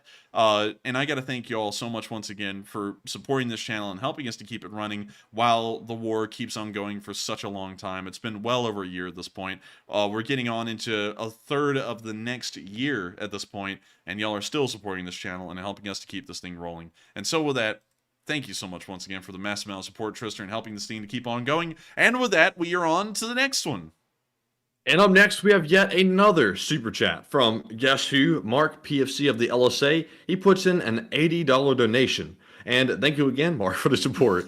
He says, is United24 one of the approved donors? And yes, United24 is an approved donor. It's the only thing outside of a YouTube Give fundraiser that we actually approve on this channel. There is a link to United24 in the description below, and of course, if you click on it, it'll take you right to the United24 website where you can donate to your heart's content, and it goes directly to the Ukrainian government and helps them to keep the thing rolling. So yes, we do say that United24 is a verified fundraiser, and we always have a link to it in the description, even during Sunday fundraiser nights for our Australian viewers that cannot donate directly to the fundraiser. And so with that, thank you so much once again for the support, Mark, and helping this channel keep on running again. And with that, we are on to the next one. All right, and our next one goes to BC Skyman. He puts in a $50 donation yet again. And thank you, BC, for the support. He says, chat question, please, and Slava Ukraine. And we will get a chat question. And thank you so much once again for the support and helping this channel to keep on rolling. And Slava Ukraine. And with that, let's get the live chat question. And the live chat question goes to Paula McDonald, who says, Enforcer, do you think that the Chinese can track those drones and report information back to Russia? Meaning the DJI drones. No, I think that's been a concern throughout the entire war, but that appears to not be a large enough concern to dissuade the Ukrainians from buying them en masse. So apparently that isn't a real, like a practical, real-life concern, but it is a concern in the background that could possibly happen, although it seems that it has not happened yet. So with that, You know, funnily enough, Paula does have a point. She said, do you think that the Chinese can track the drones and report the information back to Russia? They actually don't have to report the information back to Russia because Russia has the equipment to track the drones on their own, because I'm not sure if the company sold it directly to the Russians or they somehow just got their hands on it, but they have the equipment to track the specific model and make of drones that the Ukrainians are using, which are those DJI drones. And I would actually have to agree with that. Matthew is exactly right on that. And so with that, I hope we addressed that fairly well. And thank you so much once again for the support and sponsoring that live chat question. And with that, we are going to be moving on real quick though to the next one. But let me actually do this real quick. Okay, so I actually saw some people say, and this has been an interesting argument, and I see where y'all are coming from with this, but some people have been saying that, and let me make sure I type in this, so that way it's a little bit more representative of what we're really looking at. Some people have been saying that people watching less YouTube videos on the war in Ukraine doesn't mean that less people are interested. And I would actually have to disagree with that a little bit, because when people watch YouTube videos on the war, it shows that they're actively invested in interest in what's going on in there, and attention's being kept on it, and helping people to, of course, keep focusing on Ukraine and making sure that they don't fall into the background where people may end up stopping their support to them, like national governments and such things like that. And that is a good point, to say that views don't always equate to support, but Google Trends is something that I look at every once in a while, and you can actually see right here the Google Trends all the way from, you know, December of 2021 to January 1st of 2022, and you can see that interest in the war spiked, of course, when everyone was talking about the buildup, and then right when the war started, and then it started to drop off right here around the end of March and the beginning of April.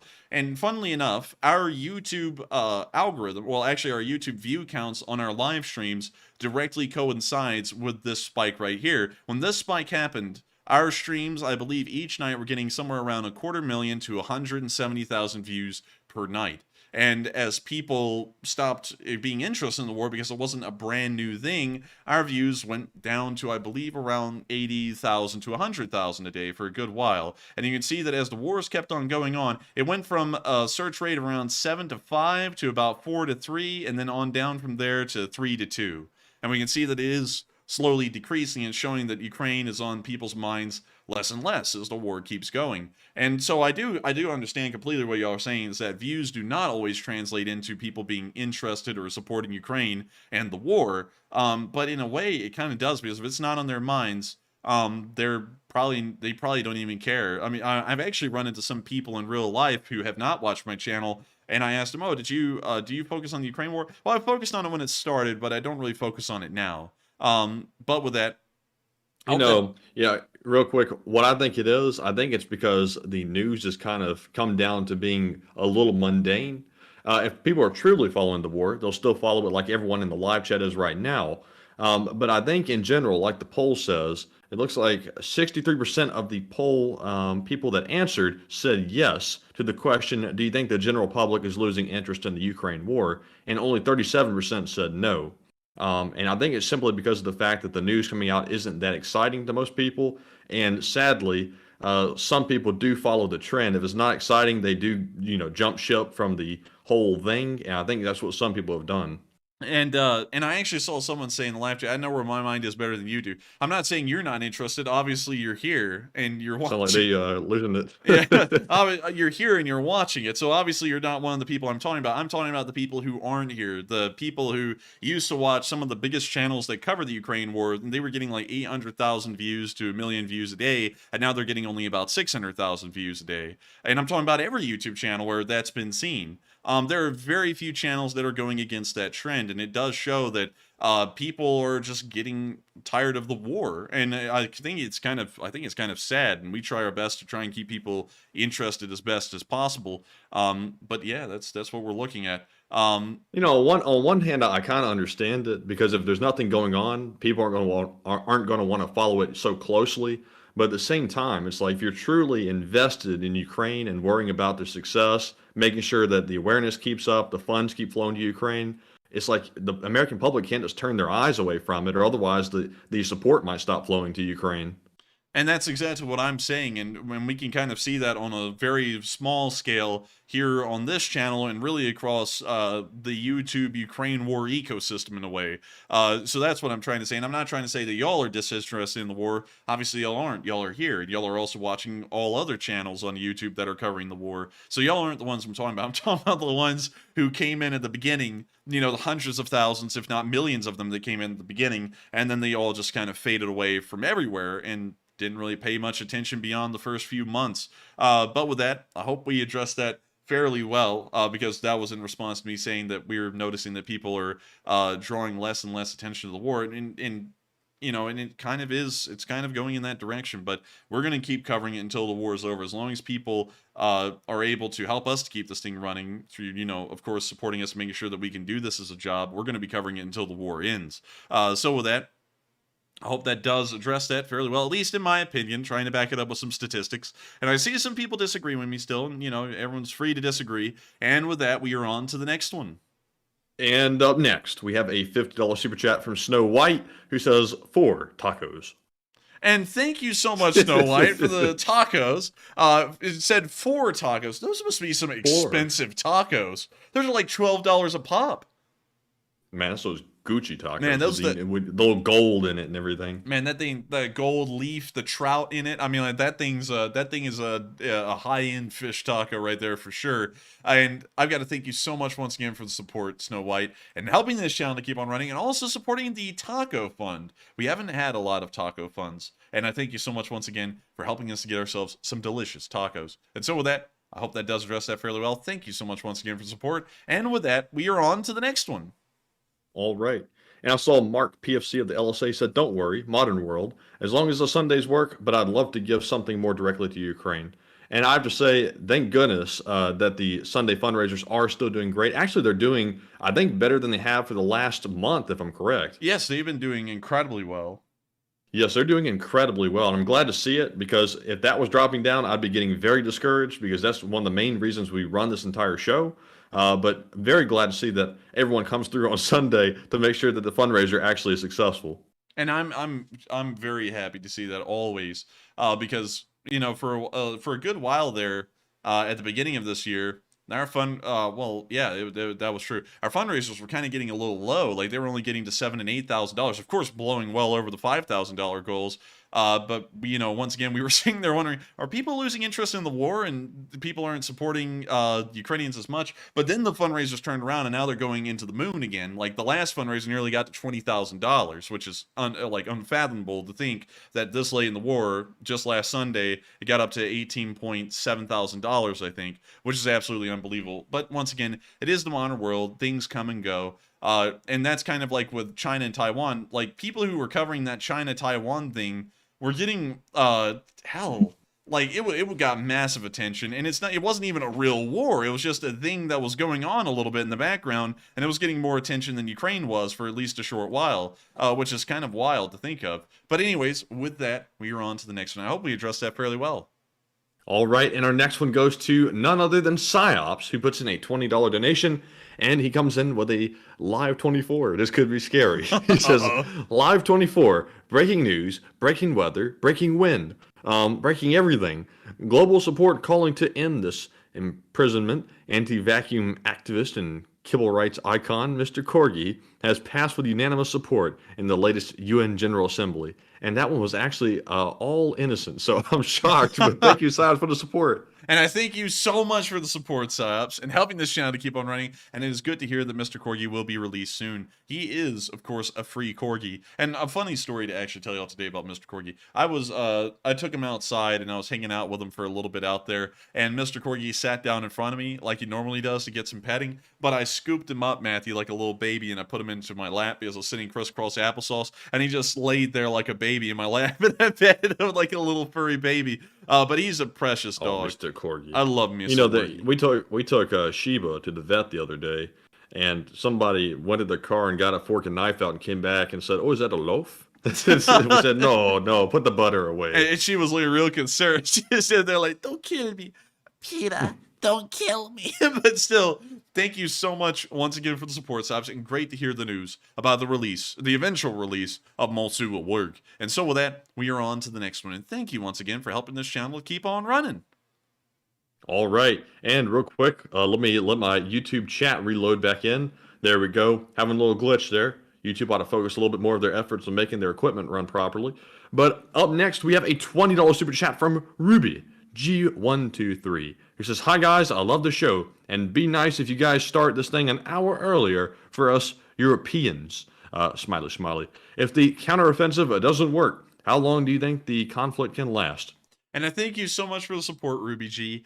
Sadly, we can't start the stream an hour earlier because we have like a specific time slot we work with at 10 p.m. Eastern time here in America. I hate that we can't do that though, because I know there's a lot of European viewers who would love to watch this live, and we have done some things in the midday before where y'all have been able to watch it live, but it has been rare, and I'm sorry about that. But moving on from that, I thank you so much for enjoying the show, and let's see, if the counteroffensive fails, I think the war will go on for maybe a year or two. And I think that that statement has really taken the world by shock as well, and left a lot of people to just kind of like start zoning out on Ukraine because they hear a year or two more and it's not the quick war everyone thought it would be, and then people disappear. Like that's also been a part of it. But if the counteroffensive fails, it could be another year or two at least. If the counteroffensive succeeds, it'll probably be a year or less. So with that, I hope that does address that fairly well. Thank you so much once again for the support and helping this channel to keep on running all the way from the United Kingdom. And with that, we are on to the next one. And thank you so much once again for the support and being a member of the Lee Spring Army. And let me rant for a second here. I saw somebody say there's been lots of glitches tonight. I have to say this. YouTube makes a crap ton of money every year. They make a lot of money. Billions. And the only thing they have to do is keep up their website, make sure that all the APIs work properly, make sure the code's right, make sure there's no glitches or any malfunctions. And it seems like they have a hard time even doing that for all the money that they make. Like, for example, they took away the fundraising feature on Sundays when we run those fundraisers that show the fundraiser bar at the top of the chat. And they haven't tried to fix it or anything. And if that's their way of improving the platform, that is just really crappy. They didn't run any surveys on it or anything, or at least that we saw. But you know, I wish YouTube would get on their game. I wish they would too, because it really aggravates the hell out of me that we can't even see the fundraiser total in the live chat anymore. It's just down at the bottom of the screen. You have to be out of full screen to see the fundraisers anymore. They're not in the live chat like that, and that's incredibly annoying to me because that was a big that was a very easy way for us to see how much the fundraisers had gotten to, and it was also very easy for y'all to see, and they got rid of it because we haven't seen it for like a month and a half now, and it's just gone. But with that, I hope that does address that live chat fairly well, and we are on to the next one. And that was actually just my rant. But anyways, up next we have a $20 super chat from BC Skyman yet again. No comment to address on this one, and I hate that because BC has been very generous tonight. But thank you very much for the support once again. And Enforcer, what say you? And I thank you so much once again for the support, BC Skyman.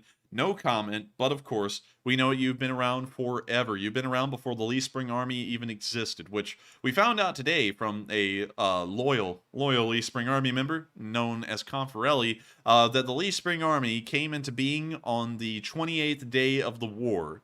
So we now know that. We actually know the exact timestamp as well, as like 13 minutes into the day 28 stream. The Lee Spring Army was said for the first time ever, and then the Lee Spring Army was born on that exact moment in that exact stream. And you've been around long before that even happened, because you were here, I believe, before day 4, or on day 4. And so with that, thank you so much once again for the support, BC Skyman, and being around for as long as this channel has really been covering the war. And with that, we are on to the next one. And thank you so much once again for the support and helping this channel to keep on running.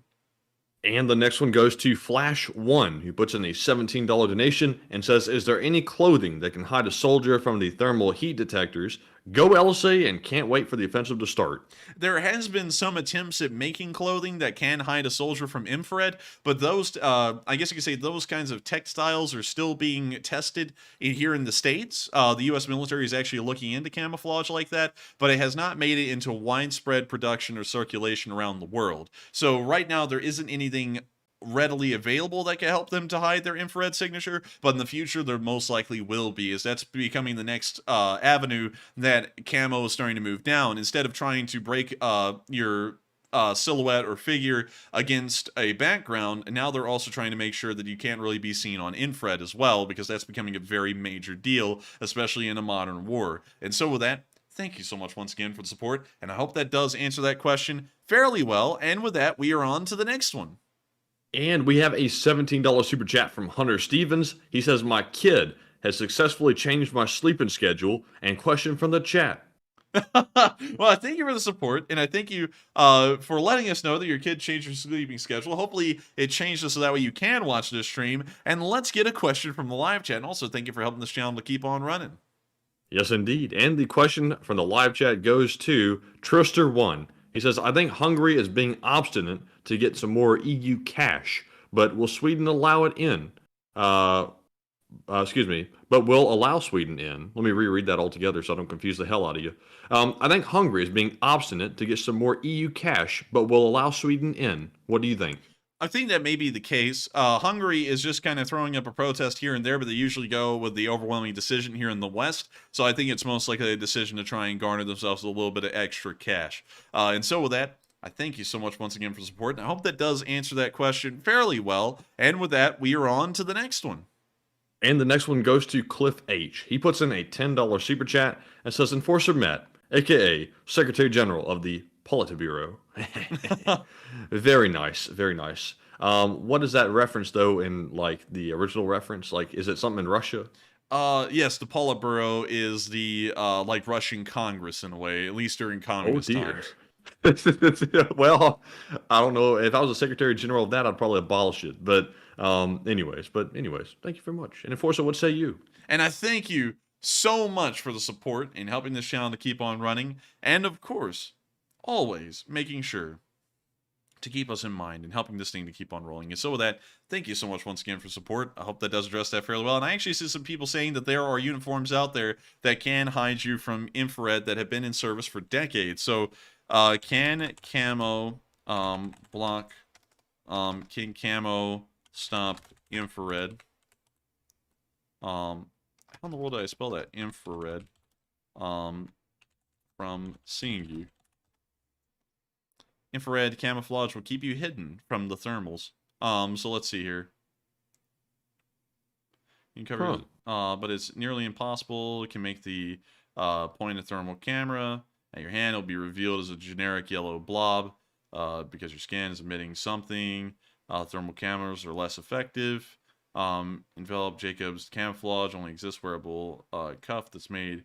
Let's see, but no matter what, the inside material remains the same temperature. It's come from where, no matter the environment. This one doesn't really seem to tell us when that came about. Does camo show up in infrared? Multispectral camouflage also tries to simultaneously hide objects from detection methods such as infrared radar and millimeter wave radar imaging. So let's see here when this came about. So German-led concluded in 2004 that while the multispectral signatures of most military equipment can be significantly reduced by combinations of various camouflage materials, multispectral camouflage for individual soldiers remained lacking. The main problems identified were operational constraints such as mobility, weight, and the soldier's physiology. So it appears that according to Wikipedia and the current history of camouflage being able to stop infrared, some may be better at masking infrared signatures, but it appears that there is no perfect solution, at least right now, for infantry. It does appear, however, that there is some kind of attempt to cover vehicles with some kind of an infrared camouflage wrapping, and that may be a little bit more successful. I don't know a lot about it. We can see a picture of a martyr right here with it on it, but it appears that according to Wikipedia, and take that for what it is, none of that really exists in true form. But I did see a lot of people saying that a certain kind of Australian pattern actually worked and others. But I actually believe I watched a YouTube video, and of course not every YouTube video is accurate, but you know, I'm trusting the source here because they had a lot of backup information in the video where they were explaining that that's the new direction camouflage is moving in. There isn't really any actual camouflage at this moment that does that. Trust me, bro. Trust me, bro. But with that, I hope that does address that fairly well, and we are on to the next one. All right, and the next one goes to CK Bold, who puts in a $10 super chat and says, take a live chat question. And thank you so much once again for the support, and we will take a live chat question. And real quick, I gotta say this real quick. We can't go and read books. I'm trying to address someone in the live chat because I'm trying to go through and answer stuff and look at things because you keep on bringing stuff up. I can't go and look at a book on stream because it's going to take too long. I can't read it. Like we're trying to run a stream here. I'm not running a library. So I'm trying here, so keep that in mind. I can't sit there and open up a peer-reviewed article and read 100 pages on stream. People are going to get bored and people are going to pass out. So with that, we're now going to get to the live chat. All right, and the live chat question goes to JJD 1913. He says, Enforcer, do you think that World War III is imminent? And thoughts either way. I don't really think World War III is imminent. We've been avoiding it fairly well, and we've been doing quite a good job. So I would say most likely not, but there is a small chance. If I had to give you a percentage, I would say 80% unlikely, 20% likely. So with that, I hope that does address that fairly well. And I thank you so much once again for sponsoring that live chat, and I hope we answered that fairly well once again. And with that, we are on to the next one. All right, and real quick, let me say, good night to you, Mark. I was about to type that, but good night to you. I'll say it on the air instead. But real quick, I will say, for me, I think that World War III is imminent. It's just a matter of time. It could be years. It could be months. I don't think anybody can really crystal ball that. But I'm going to run a poll on that in a second. Which one do you think it is? So I'll put that up in just a moment. But with that being said, we're moving on to our next super chat, which goes to Howell Rose, who puts in a $10 super chat and says, Enforcer Matt, is your income from the merch store zero? Well, right now it almost is. I think we haven't really run any limited edition merch runs, so I think it is like close to zero, if I'm correct, Matthew. It's close to there. Now, typically, like, the merch store is like really hot when we do a limited edition run, but outside of that, it's pretty silent every other time. So yeah, it's not really a the merch store has been great in supporting this channel at times, especially when it opened.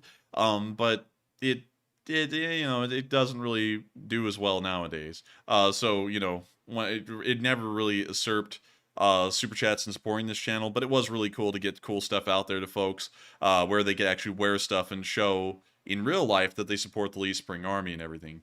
And so with that, I hope that does address that fairly well. And once again, to reiterate this real quick, we use Wikipedia on stream because it's the quickest source. I can't go and look at everything on the internet. I'm not going to go to the library, sadly.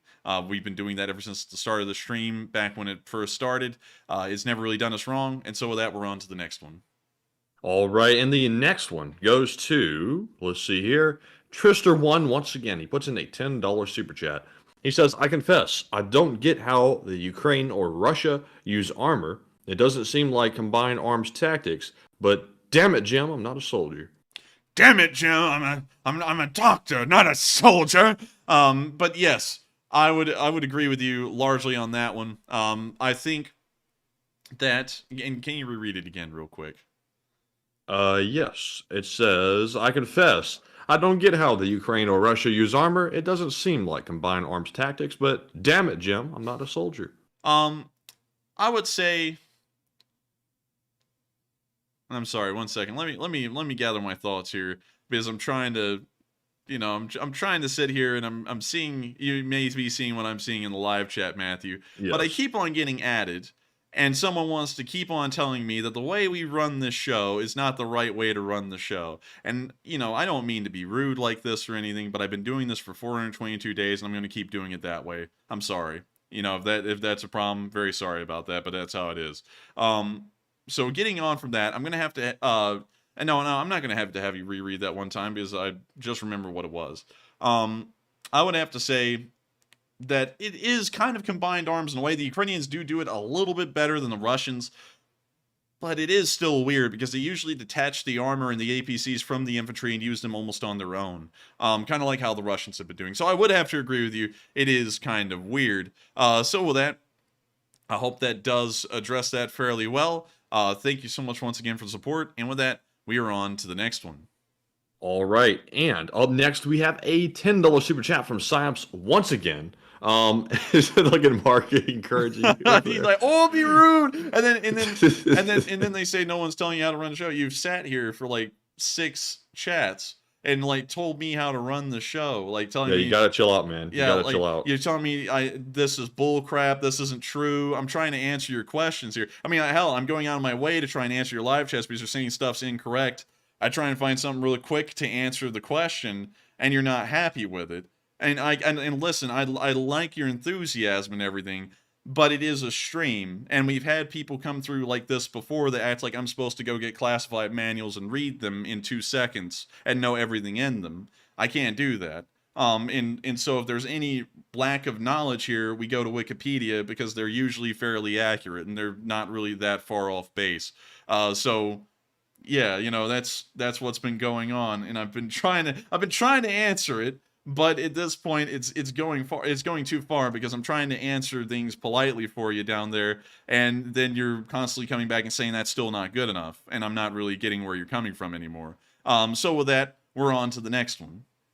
All right, and the next one goes to Psyops, who puts in a $10 super chat, who says, the most difficult of life's problems often have the most simplest of solutions. How can we end all war? Requiring those politicians who vote for it be allowed the honor to be first in combat. And I thank you for the support, and that is a good point. And I would have to tell you, there's really no way to avoid a war. The wars are always going to happen. It's almost... Okay, well, there we go. Problem solved.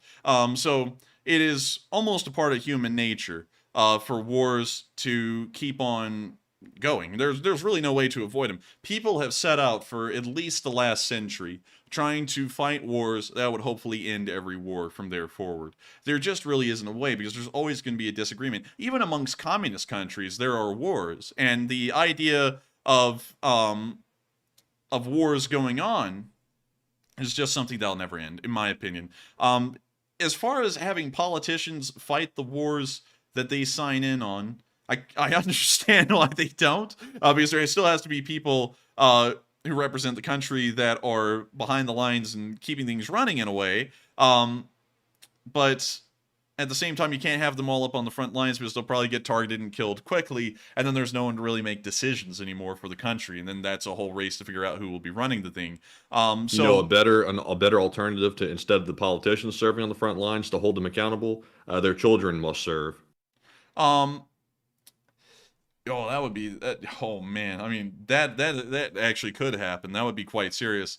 But then again, I would imagine they probably have a way of getting their kids out of, you know, serving in the military if there was ever a draft. That's just the way it works. But then again, that kind of goes into the individual's rights, like that kid. You know, that kid's a completely separate person from their father. What if they disagree with their father and now they're having to be forced by the government as an individual, you know, not just a random thing that affects all of society. Now them as an individual are being directly targeted by the government to do something for reasons of another person doing something. Let me clarify, actually. I meant to say if the children of the politicians are eligible to serve and are being called up to serve, then they must serve. The politicians have a way of always getting their kids out of serving if there ever is something, because they use their influence to get them out of it. And I would imagine that would probably be the case today, but a little clarification on that. Not saying force anybody who's not eligible to go into service and typically wouldn't to go into it. And so with that, I hope we addressed that fairly well. Thank you so much once again for the support. And with that, we are on to the next one. All right. And Don Arnold said, I'm not a governor's son. True that. But up next, we have a $10 super chat from Amix10, Speedy Bang Bang, who says, I dislike people who try to make us feel guilty for following this war. We actually want this war to conclude like anybody else, but it must be a sustainable way, and it must be Ukraine's choice. And I thank you for the support, and I would agree with that. And I don't know why there's people out there who act like it's a stigma to follow a war like this for so long. But there really isn't a lot of people like that. Most people out there are not really big fans of the war because they have short attention spans and they just move on to something else. And especially in the world of the United States, anything in America, I mean, like, someone could just pass wind in a public area and that will take precedent over what's going on in Ukraine if it makes it to national news. So, you know, it's kind of unfortunate to think that that is the way things are, but, you know, it's realistic in a way. So with that, I thank you so much once again for support. I hope that does address that fairly well. And with that, we are on to the next one. All right, and the next one goes to Frequency Harmonic, who puts in a $10 super chat and says, please go back to showing Russia Media Monitor clips. The context of what the state TV tells Russians is important, and it's important to hear guests speaking hard truth at times and what the reaction is. And I thank you for the support, and I've wanted to do that for a good bit, but back in the day, we started to notice that people complained about the segments, and said that they were too long, and they were boring, and people didn't like them, and it was the same crap, and who cares what they say, and so we started to remove them, and recently we've entirely removed them. We don't even show them really anymore, because so many people were against them back in the day. I would love to bring them back, honestly. I really enjoyed them, and I thought they were always funny and something to get a laugh out of. And so if you're asking for them to be back, I will try and see tomorrow about getting a clip and throwing it in the stream and seeing if people enjoy it again. And if they do, we'll make sure to just keep that rolling, and try and throw one in every other day or maybe every day. And so with that, thank you so much once again for support. An interesting suggestion right there. And with that, we are on to the next one. And also, like how the one person earlier, Matthew, I was sitting there like trying to explain, hey man, like I'm trying to like give credence to everything you're saying is wrong and trying to correct it, but you know, this and that. And then people were like, hey, stop telling him how to run a show. And he said, I'm not telling him how to run a show, I'm just telling him he needs to do this. And it's like, but you're telling me how to run my show right there. That didn't make any sense to me. But anyways, with that, we're on to the next one. Let's see what people said on this poll real quick. Is World War III only a matter of time, or do you think it's not on the horizon? 50% said it's a matter of time, 15% said unsure, and 35% said it's not imminent. And I think just from a, like, taking this at face value sort of way, statistically speaking, World War III is only a matter of time, because eventually it may take 20 or 30 years. Another World War will happen, statistically speaking. I think it's going to be sooner than later, and that's not just fear-mongering talk. We're seeing a lot of instability worldwide, and typically when this happens and it doesn't stop increasing like we're seeing right now, it always leads to a head, which ends up in a world war. And also we see the world dividing into two hemispheres. We have Russia and China, and then we have the US and NATO over here on one side. So not good when we start splintering off like that. But Enforcer, what say you? I would say, I would say, of course, as a matter of time and decades senses, because it will eventually happen. You know, the Cold War was a miracle. It's unbelievable to think that throughout everything that happened in the Cold War, a world war did not break out. But I think within a few years' time, it's not imminent. And in decades, it will probably be a matter of time. Sorry, I'm taking a moment to think here because my brain is collapsing. But with that, I hope that does address that fairly well, and we are on to the next one. All right. And let's see. All right. So it looks like he's moving on. I was about to say that's going to be another timeout in a second. But up next, we have a $10 super chat from Matherm100, who puts in a $10 super chat and says, did someone say race? Oh, no. Oh no! Oh man, I'm telling you, I get no respect around here. We're moving on, but thank you. Oh man, I'm scared. I'm terrified. Oh man. And so we're on to the next one. And the next one goes to Thomas, who puts in a $10 super chat and says, hello to everyone, Miss Disa and Nutters. Y'all the best. Shout out and Slav Ukraine. And keep it up, Matt and the Enforcer. And I received my shirt today. Woo!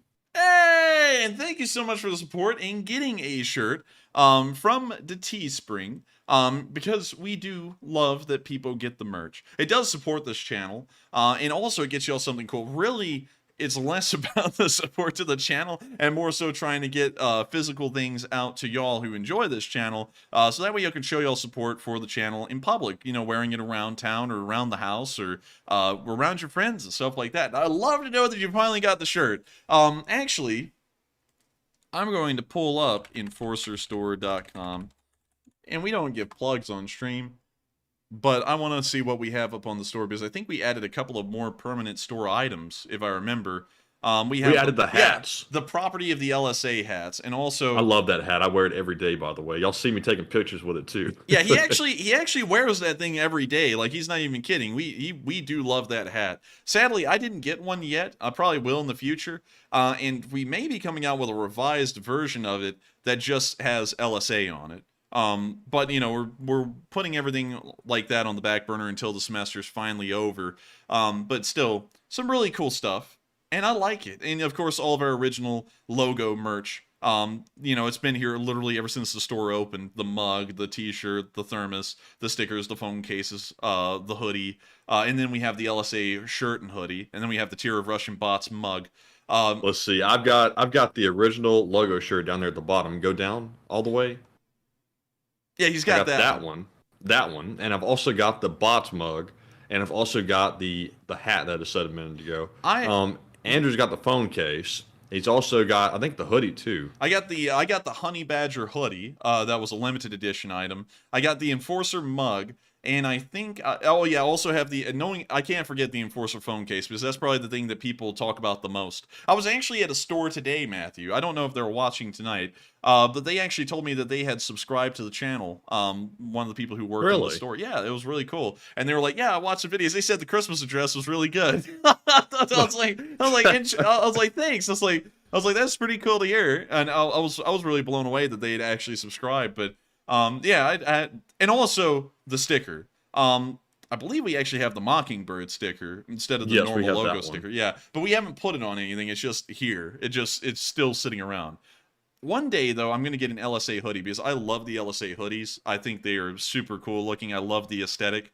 And so one day I will get an LSA hoodie, because I really like them. But with that, I hope that does address that fairly well. You know, something that would be cool, Matthew, is to make a limited edition run. Maybe you get 10 hoodies and bring them, get 10 hoodie samples, you know, get them here at the house and make a custom LSA stamp, and stamp 10 of them with white ink on it, like it's an official Enforcer stamp, and then make it a really cool limited edition item or something like that, or maybe sign it. I don't know. That'd be pretty cool. Yeah, sign it with that Sharpie pen, you know, the silver one. Yeah, that would be super cool, honestly. Sign it with the Sharpie, because pens are for weaklings. Sign it with the Sharpie. Sharpie's more bold, more proud. That was a terrible one, by the way. But anyways, with that, I hope we addressed that fairly well. Thank you so much once again for support, and thank you for getting one of our shirts, because it does help the channel to keep on running. It does support us a little bit, and it also gets y'all something really cool out of it. And so with that, we are on to the next one. And thank you once again for the support. And up next, we have a $10 super chat. Thank you so much from Psyops. Yes, very, very much. Thank you. And it's so obscene. It's so hard. I can't even read it off. It's something that would even shock Rosie O'Donnell. That's right. But anyways, seriously speaking though, thank you Psyops for the support. He knew when he sent this one in. He knew he was going to try to get me to read it, but he knew I wasn't going to read it. Deep down, I know he knew it. But about said Enforcer, Psyops, big thanks for the support. What Enforcer would say you. Well, thank you for the support, Psyops. You slipped Matthew up right there, and we will make sure to get a live chat as well. And so with that, what do we got, Matthew? And the live chat question goes to Christian, who says, does Enforcer think that we've already sent munitions not yet listed on the public list to Ukraine? Oh, absolutely. We sent the AGM-88 harms to Ukraine, and those weren't listed publicly or announced publicly for months. So I would certainly expect that there are other kinds of munitions there that have not been announced to the public either. And so with that, I thank you so much once again for support, Psyops, and sponsoring that live chat question indirectly. And thank you so much once again for the support. And also a really good question. I hope we answered it fairly well. And with that, you know it all. We're going on to the next one. It's going to be great. It's going to be huge. Believe me, it's going to be absolutely incredible. Nobody's going to beat it. Nabisco moved to Mexico, but they're coming back up here specifically for this reason. And so with that, we're on to the next one. All right.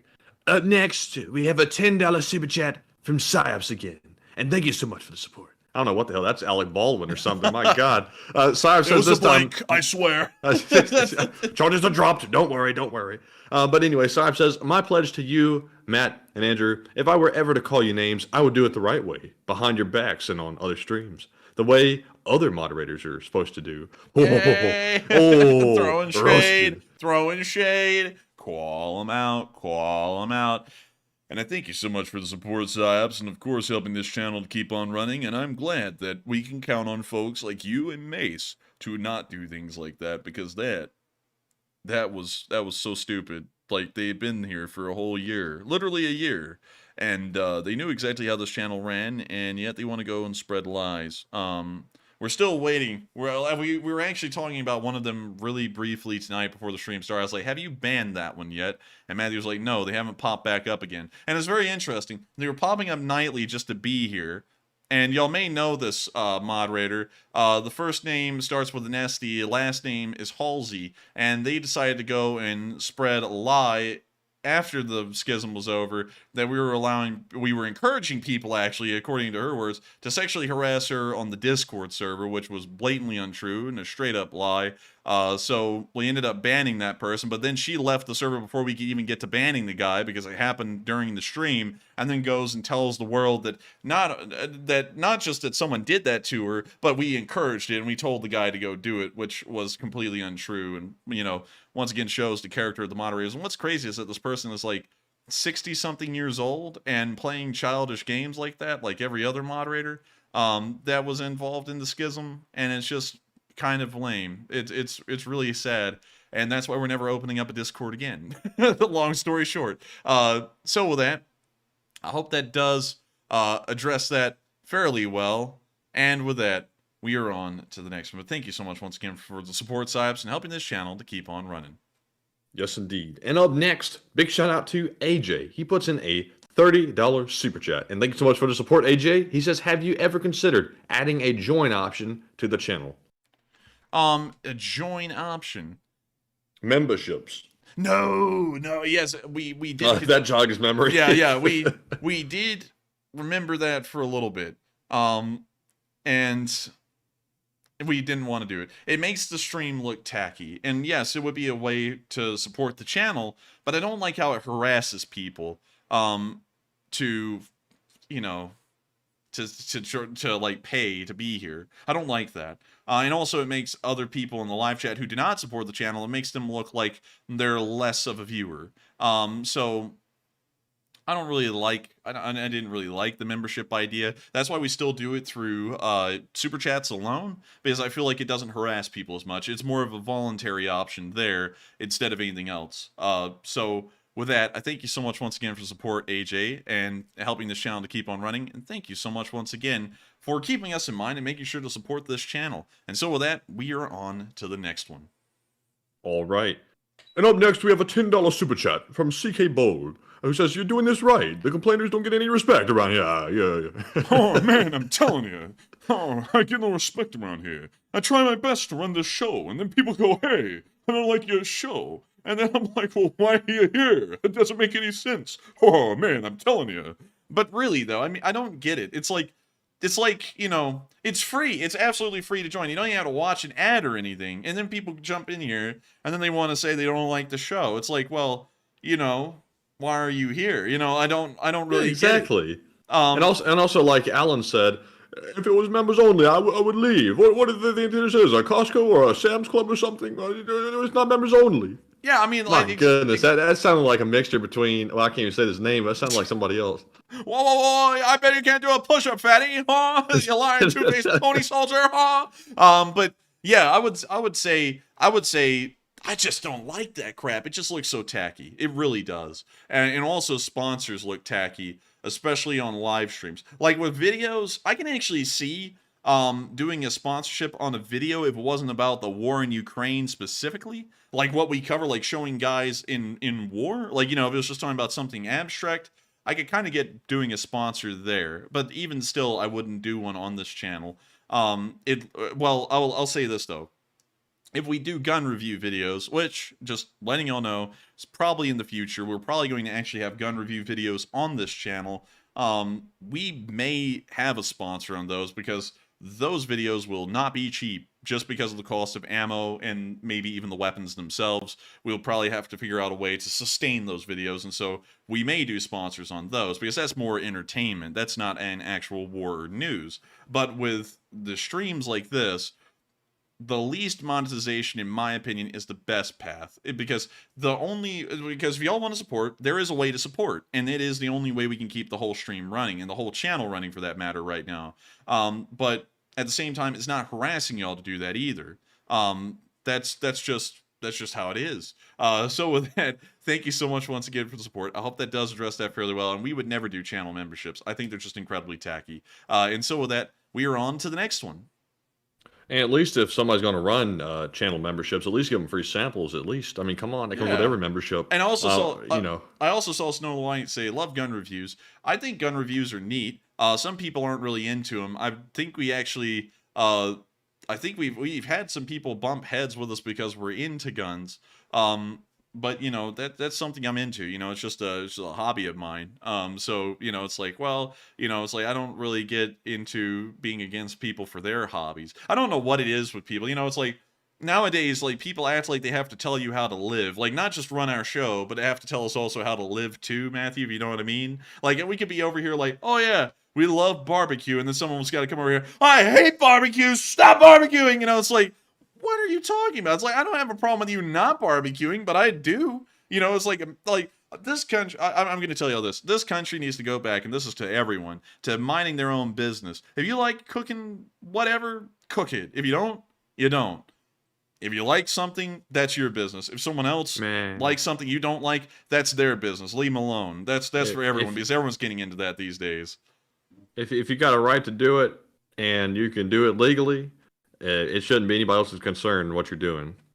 Yeah, I don't really get it, because it's like America is a free country, and that freedom means you can do things or you cannot do things. You can do whatever you want here. That's America. I don't really understand why both sides now are into this mindset that they have to be able to tell the other people what they can and can't do. I don't get it. It's America. Anyways, with that, although you can say, you know, I don't like it. Yeah, but you at the can say same you time, don't like it, but you can't stop people from doing it. Yeah, at the same time, you gotta, you know, respect their right, even though you don't like it. But it seems like folks are getting to the point where they're getting hostile. They start taking it out. They start going out and doing something about it, which is sort of messed up. Yeah, I was at college. Anyways. I was at college today, and I was walking back to my car, and I ran into a group of people out there. And I got to tell, I'm not going to say what they were doing out there, but they were doing some kind of a demonstration. You know, y'all can. This is the ink blot test for y'all. Fill in whatever demonstration you want. And I had to walk through them to get to my car, and then they asked me, "Hey, take this thing." I said, "No, I'm good. I'm good." And they're like, "Are you good though?" Like in some kind of hostile way. It's like, you're not winning me over, man. It's like, you're certainly not winning me over asking me like that. I was like, "No, I'm good." And then I just kept on walking, and then they were like, "Are you good though? Are you good though? Are you good though?" They literally did that until I was out of earshot. I was like, there's something wrong with these people. And then it's like, what the hell do they think they're changing? It's like, you're not changing anyone's minds out here. You're just out here for like fight night, really. That's what everyone does when they get to that point. Is they're just out there for fight night. But anyways, with that, we are on to the next one. All right, and up next, we have a $20 super chat again from AJ, and he says, "I get it on the membership, and just know that you guys are appreciated." And thank you, AJ, very much. That's very kind words. And thank you so much, AJ. And I'm glad that you get us with the memberships, because we try our best to make sure that this is least monetized as possible. And funnily enough, we actually have a lot of people who say the channel is super monetized because we read off all the super chats. But I feel like that's a lot better to do, to sit there and thank everyone who supports the channel. And, you know, even if it's just $1, thank them so much for their support of $1, because that's their choice to support the channel. They could have done anything else with that one single dollar, rather than support the channel, yet they chose to. And I want people to know that we're very appreciative of people keeping this channel in mind, and of course supporting it and helping it to keep running. I feel like we really can't do that with memberships. It also is very tacky and pushy to try and do memberships, and I'm glad that you understand us on that, and I thank you so much for doing that. And so with that, thank you so much once again for the support. I hope that does address the comment fairly well, and with that, we are on to the next one. All right, and with that being said, we have a $10 super chat from Charlie Nickel, and he says, "Keep it up, guys, and unfortunately, I missed the feed tonight, but we'll get caught up while riding my bike tomorrow, and grab a question from the live chat or just have some more coffee. And Slav Ukraine." And thank you, Charlie. And thank you, Charlie, so much once again for the support and letting us get a cup of coffee. We do appreciate a fine cup of coffee. And I thank you so much once again for the support and allowing us to get one, and also enjoying this channel enough to support it. And so with that, thank you so much once again. I hope that does address that fairly well. And with that, we are on to the next one. All right, and he did want us to grab a question from the live chat. I'm sorry. So with that being said, we have one, and yes, Jim, I do know he must be having a bad night. That's why I haven't banned him. I'm giving him the benefit of the doubt here because he has been around for a while. So I don't like banning people, believe it or not. And we're going to give him a second chance. Matthew sits there on a pile of dead bodies saying, I don't like banning people. You know, it's just No, like, I really don't. I don't like banning people because I like people to have freedom of speech. I think people ought to have the right to say what they want. But at the same time, if your comments start interrupting the show, that's another story. that's true. And so with that, to the live chat. All right, and the question goes to Stefan Vant, who says, do you think the Ukraine counteroffensive might happen into Russia's territory itself to make Russian forces retreat out of Ukraine and defend Russia itself? I don't think so. I've heard that as a rumor. I just don't think it's possible. I think that's kind of in a May 9th fallacy, kind of like we saw last year. And in my opinion, I just don't think that's going to happen because the Ukrainians are trying to reclaim their territory and they would be expending lives and manpower to take land they would have to give back at the end of the war to the Russians. So with that, I hope that does address that fairly well. And thank you so much once again for sponsoring that live chat. And with that, we are on to the next one. All right, and the next one is a shout out to Hank R. as well as Jeff Agson. They each put in a $5 super chat without comments, and thank you, Hank and Jeff, for the support. And Enforcer, what say you? And I thank you so much, Hank and Jeff, for the support and helping this channel to keep on running because you folks do make this possible. And thank you so much once again. I hope that does address that fairly well. And with that, we are on to the next one. And the next one goes to Dupper Bob, who puts in a $5 donation and says, "Love Ukraine." And Slava Ukraini. And thank you so much once again for the support and helping this channel to keep on running. And with that, we are on to the next one. Of course, Dupper Bob always throwing in the regular $2 to $5. And with that, we are on to the next one. And the next one goes to Margaret Hemsley, who puts in a $5 super chat and says, fun fact about Kalgoorlie. Look up Lewis and Graham Street on Google Earth. You can see they are very wide, and this was to give camel trains room to turn. And where is, how's that spelled? It is Kalgoorlie. Let me send this to you because it's a weird spelling. All right. Could you send it through the live chat? Yeah, sure. Oh, yes. Aurora Borealis at this time of day. Let's see. There we go. And we'll click copy. Roger, paste. Roger. It's in Australia. So let's see here. This is a wide street. That is a wide street. And I think that's the one we're looking for, isn't it?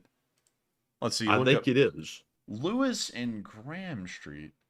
Let's see here. So we're here at the town. So now we just have to find Lewis and Graham Street. So, let's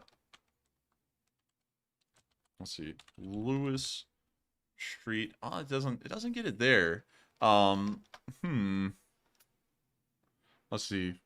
Lewis. Oh, let me type in the other one. Graham Street. Calgary. Here we go. So this is the street that we're looking for.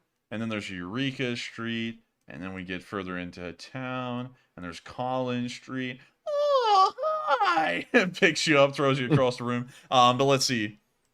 This is a wide road. I will say that. And also, I think a camel could turn on that road. I swear we've seen the sign before. The Hannon sign?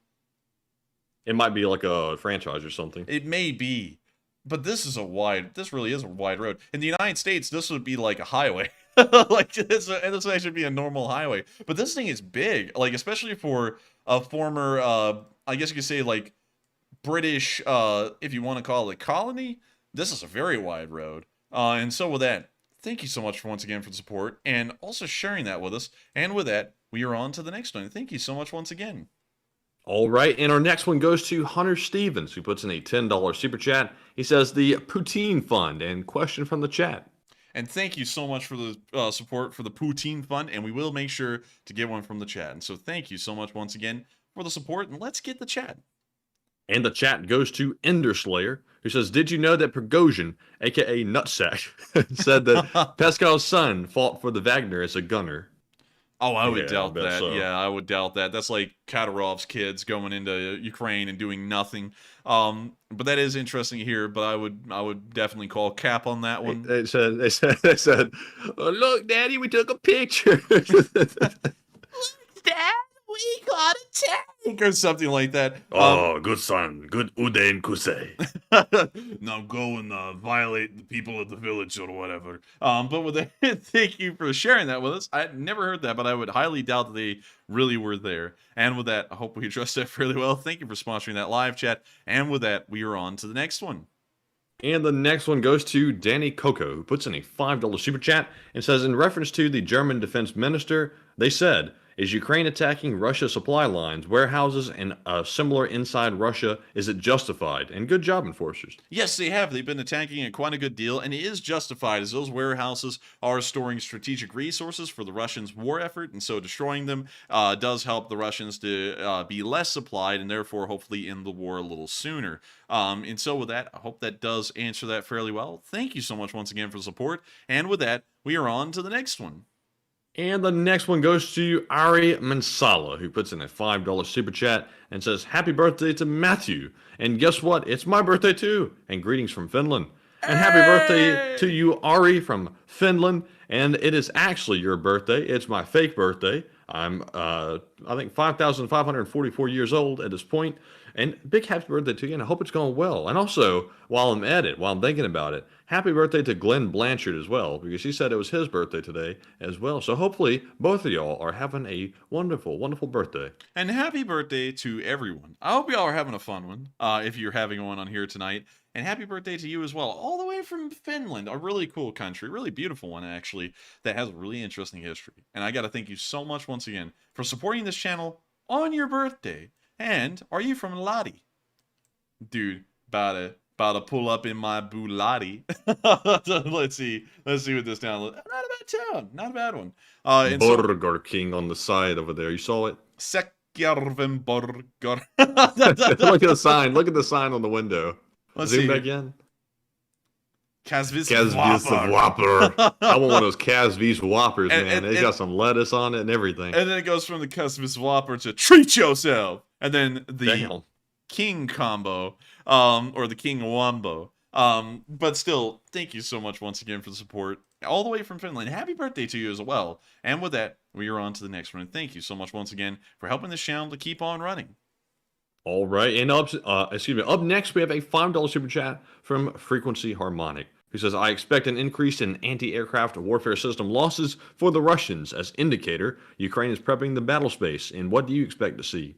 I would probably expect to see that most likely within just hours or maybe a day before the offensive began, because counteroffensives require the element of surprise. And so if the Ukrainians start destroying things gradually over like 2 weeks, like surface-to-air missile defense systems, in a certain direction, the Russians will know the counteroffensive is going that direction and they'll be prepared. So that stuff usually happens almost right before the actual push begins. Unlike the Gulf War, where that was the exception, where an air war campaign went on for nearly a month, but they decimated just about everything and not just a specific area. So with that, I hope that does address that fairly well, and I thank you so much once again for the support. And with that, we are on to the next one. All right, and the next one goes to Snow White yet again. And I just realized that Snow White has a picture of the actual Snow White on the profile picture. It gave me a minor heart attack. Snow White put in the $10 super chat and said, next time, if there's any time on the stream, will y'all quickly review the Crimean map of HVTs and your thoughts? I'm sure you have done it before, and if so, I will go rewatch. I think we haven't actually. HVT. What is it? We definitely haven't. Let's see. Haverty Furniture Companies. They're not doing well, by the way. HVT Army. High value targets. Quickly review the Crimean map of high value targets. Crimean HVT. Sorry, I don't get into abbreviations a lot. And sadly, it doesn't really look like there is a specific map that shows the high value targets. So sadly, I don't think we will be able to show that on Punch in like the word, like high value targets. Crimea high value targets map. Russia finds a new target map that still mark Crimea as Ukraine's. Oh, well, we already know that it's Ukraine's, and we have to pay to learn it's Ukraine's. That's a little goofy. Sadly, it looks like there really isn't a map for that. So, unfortunately, I don't think we will be able to show that on stream. But we have a pretty good idea where the high-value targets are. They're airfields, naval ports, and also railway, I guess you could say rail yards in major cities. Those are all strategic targets or high-value targets. And so with that, thank you so much once again for the support. I hope that does address that fairly well. And with that, we are on to the next one.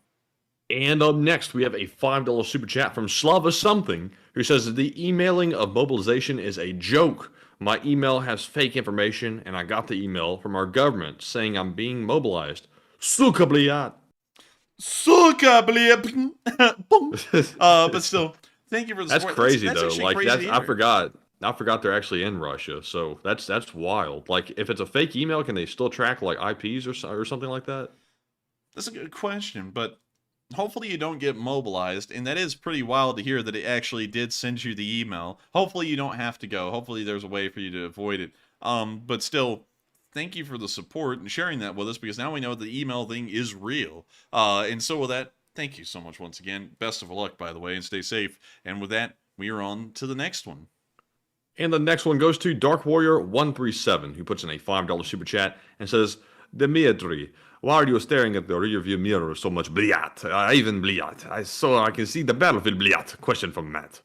And Donna, that sounded almost like a question for the Donna. But I thank you so much for the support, Donna, and helping this channel to keep on running, Donna. And so with that, I hope that addresses it fairly well, Donna. And Do we have a live chat question we need to have answered? We do, and before I get to that one for Dark Warrior, I saw Enderslayer say it was Peskov's oldest son, Nikolai. He also got investigated for beating his grandmother.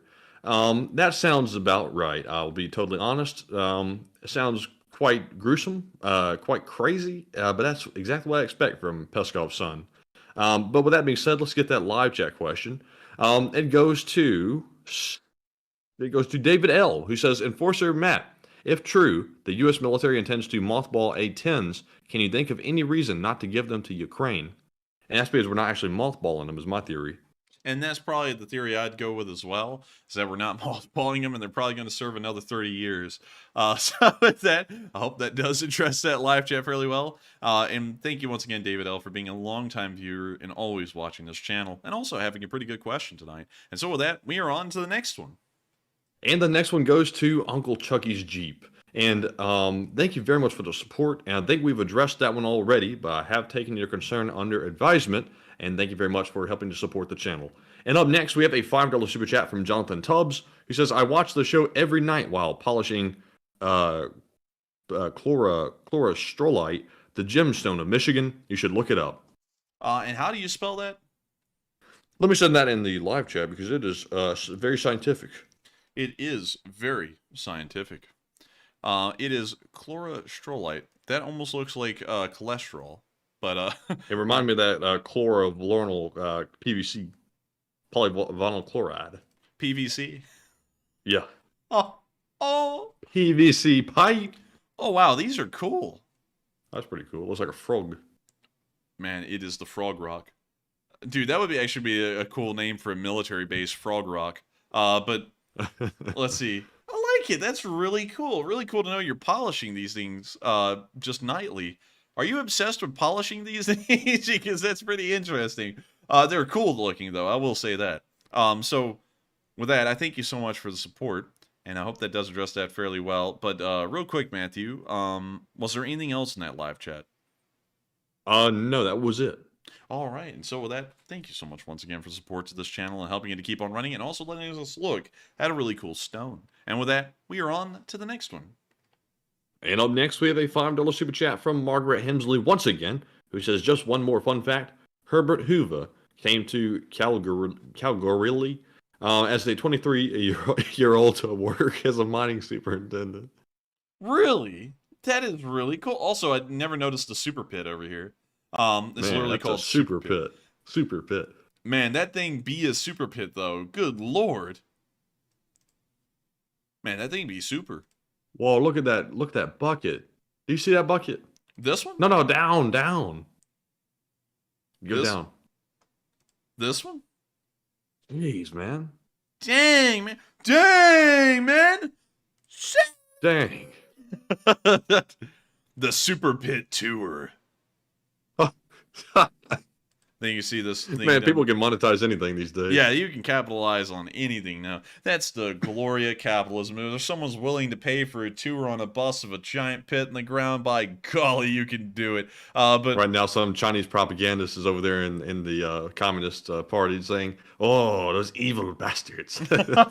Meanwhile, Meanwhile, they're over there in East Africa right now, hitting a kid with like a reed, going, "Dig the lithium quicker, dang it!" But really? Oh man, the French are doing that as well. They just don't want you to know. But not enough lithium. Dig quicker, damn it. But let's see. Man, this is wild though. This is a huge operation right here. And I did not know that, and I thank you so much for the support and sharing that with us, because I had no idea that that was ever a part of American history in a way. And so with that, we're on to the next one, and thank you so much once again for the support. All right, and that was the end of our Super Chat questions. So once again, thank you all so much for helping to support the channel, and we do appreciate it. And we are now moving on to our live chat questions, and up first, we have the Morse code decoders of the stream. We have JP's Gone Fishing, Rumpelstiltskin, C-Fay, Mark Hodges, Cliff Simonson, Dark Warrior 137, Paul Scholes, and Earl Bernew. They said the Morse code says, Russian forces can't keep going at this pace, and soon they will have to take a break, LOL. Ding, ding, ding, ding, ding, ding. That is correct. They will have to take a break. And I thank you all for deciphering that Morse code message this far into the war, 422 days. And that is the correct message. And so with that, we are on to the next one. And I saw Lace Bola say Matthew on a Bobcat. And funny story, I actually went to a garden store today to pick up some stuff for the yard. And I actually saw a guy driving a Bobcat down the center lane of the garden store. And I was thinking about, because I had like a $20 bill in my pocket, I was like, I wonder if I could go over to that guy and bribe this guy with his $20 bill and let me drive the Bobcat for just a minute. But then I was like, no, don't let the intrusive thoughts win. So I just walked on and left. But I was thinking about it. You should have let the intrusive thoughts win. But with that, we're on to the next one. I could have stole the Bobcat. that's the real intrusive thoughts right there. But moving on and pretending like I never said that. The next one goes to Susan Reichel, who says, Enforcer Matt, I thought I heard that NATO will be allowing Ukraine to join in July. I believe. I don't think I heard them say that. I think they're waiting until the war is over. But I'll have to look around and see if that is true or not. But I'll have to declare ignorance on that for now. And so with that, we are on to the next one. And the next one goes to James Lynn, who says, didn't we start to have a lot of location unknowns prior to the last offensive? Kind of, yes. We just had a large amount of location unknowns in general back in the day, though. We've really tried to cut that down a lot. But yes, we did. And so with that, I hope that answers that question fairly well. And we are on to the next one. And the next one goes to Alan J. McLeod, who says, why do the forces use outdated round parachutes? I don't really know the explanation as to why. I think it's, really, to be honest with you, I'm going to have to declare ignorance on that one because I wouldn't really have a good answer to it. And so with that, we are on to the next one. And the next one goes to XX Lottie Reckless, who says, can paratroopers be used to go behind enemy lines? Yes, they can. That's usually what the paratroopers are planned to do, is be dropped off behind enemy lines and hold a position until they're relieved. That's what the VDV did during the Battle of Hostomel, and they failed at that miserably. So, yes, that would be what the paratroopers do. And so with that, I hope that does address that fairly well, and we are on to the next one. And X Mojo said, the news headline tomorrow, Alabama man steals Bobcat. That's not newsworthy. That's a normal day in Alabama. They don't report on that kind of stuff. You know what is newsworthy, though? Oh, Florida man.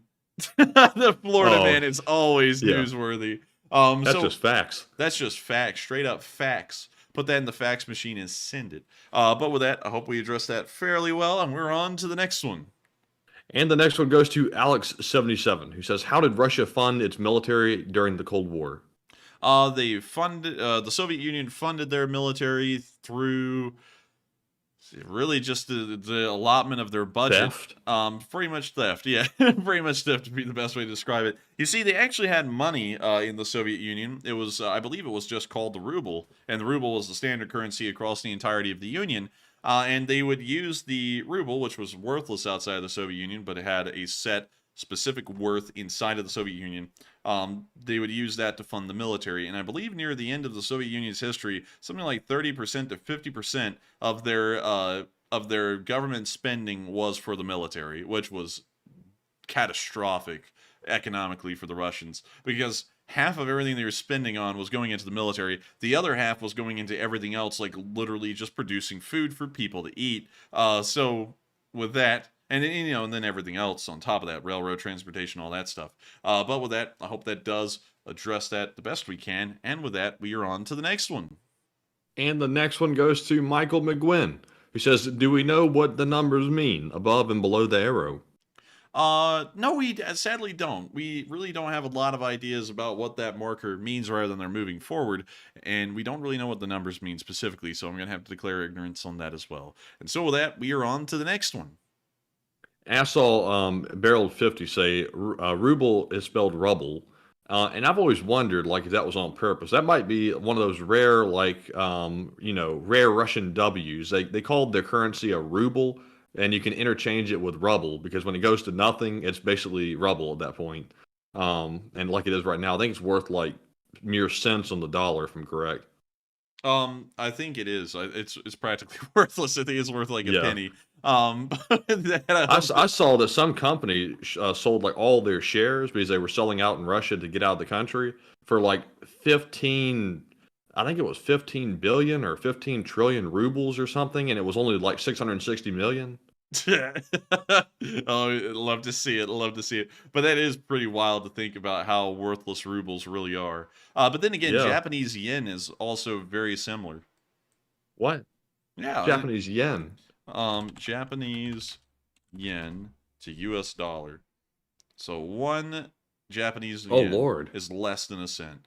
So if you put in $1 US, and let me make sure it is exactly $1 US, it is equivalent to 134 Japanese yen. If we compare that to a Russian ruble, which is right there, 134 Russian rubles is equivalent to $1.65, but $1 US is equivalent to 81 rubles. So the Japanese yen is actually worth less than the Russian ruble. Can you go and live like a king in Russia with American dollars, or does it not work like that? Oh, yeah, you can, because, the median income over there is like $10,000, I believe, a year. I believe that's their annual income, versus a USG annual average income per capita of around $60,000 US. So an American can go over there, and they will have an annual salary 6 times the purchasing power of a Russian in Russia. So that explains why Steven Seagal went. Yeah, for the large part, basically. Yes.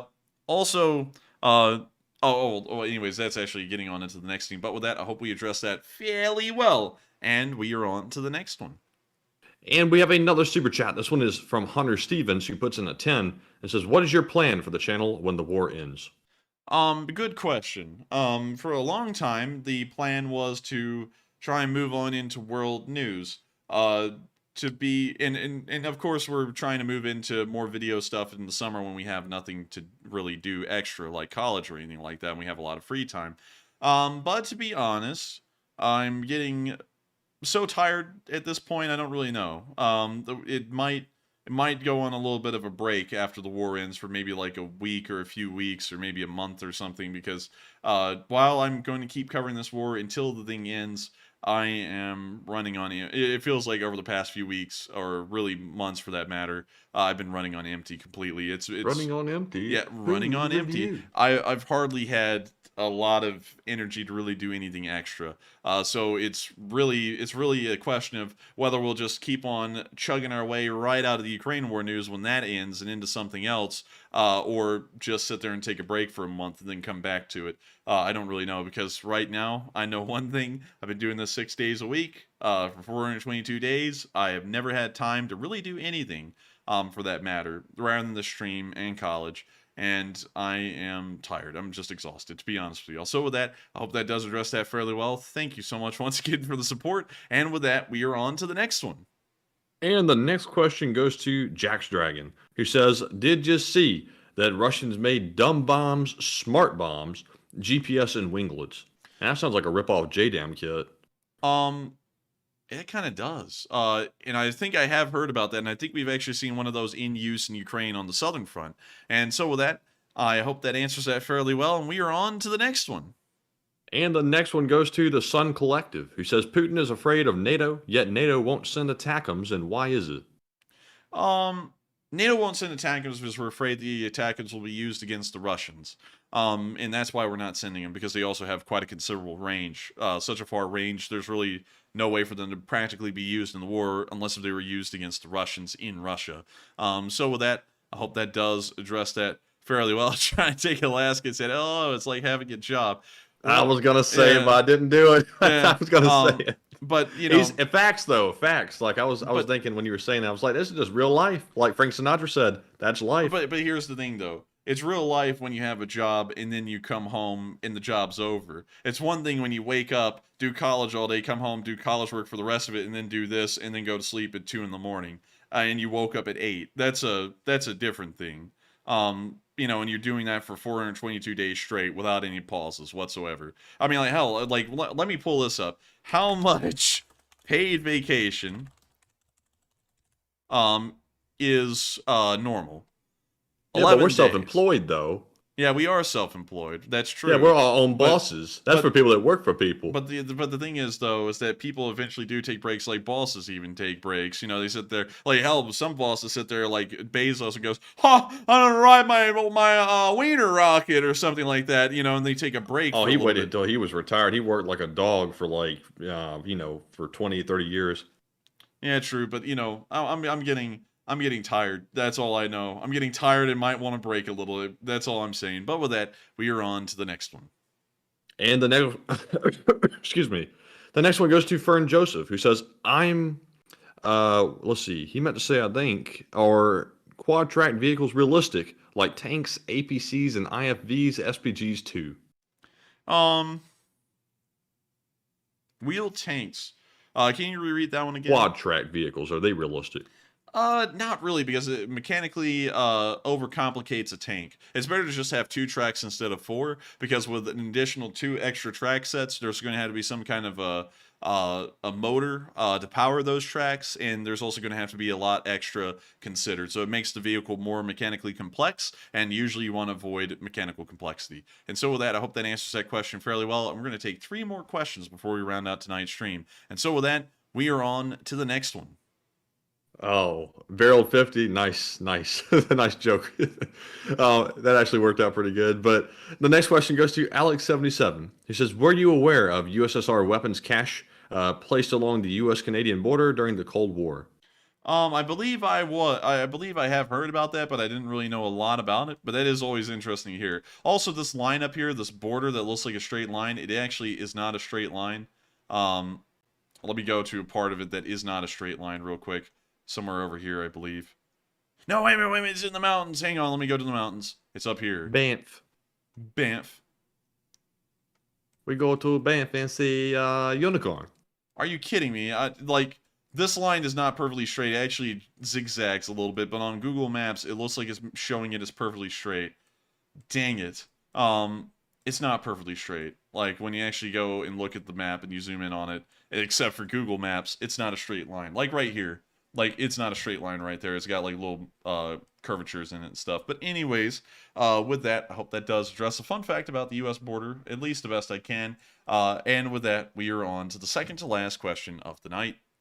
And this one goes to the Fighting Finn, who says, question, with Putin cutting down on more freedom for Russians, do you think Putin will cut the Russian internet line and make Russian internet isolated like North Korea?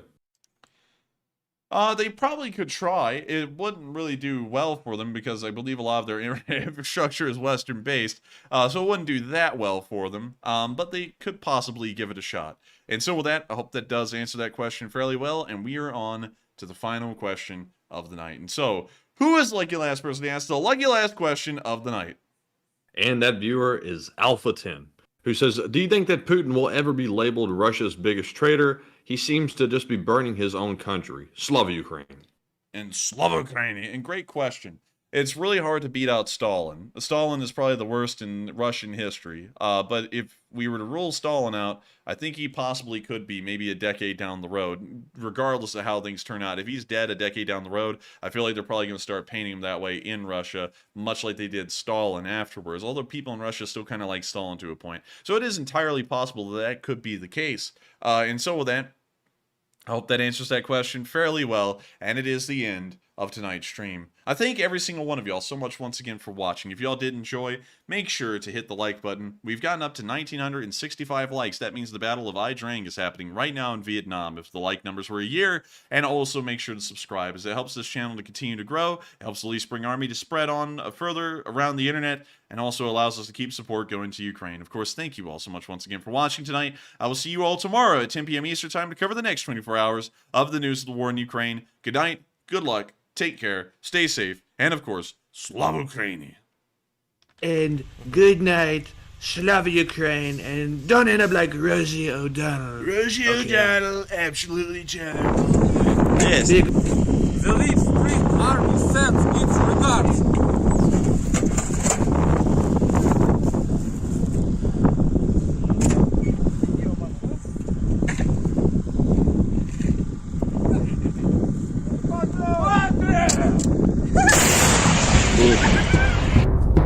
Ще не вмерла України ні слава, ні воля. Ще нам, браття українці, усміхнеться доля. Згинуть наші вороженьки, як роса на сонці. Запануємо ми, браття, у своїй сторонці. Душу й тіло ми положим за нашу свободу і покажем, що ми браття козацького роду. Душу й тіло ми положим за нашу свободу.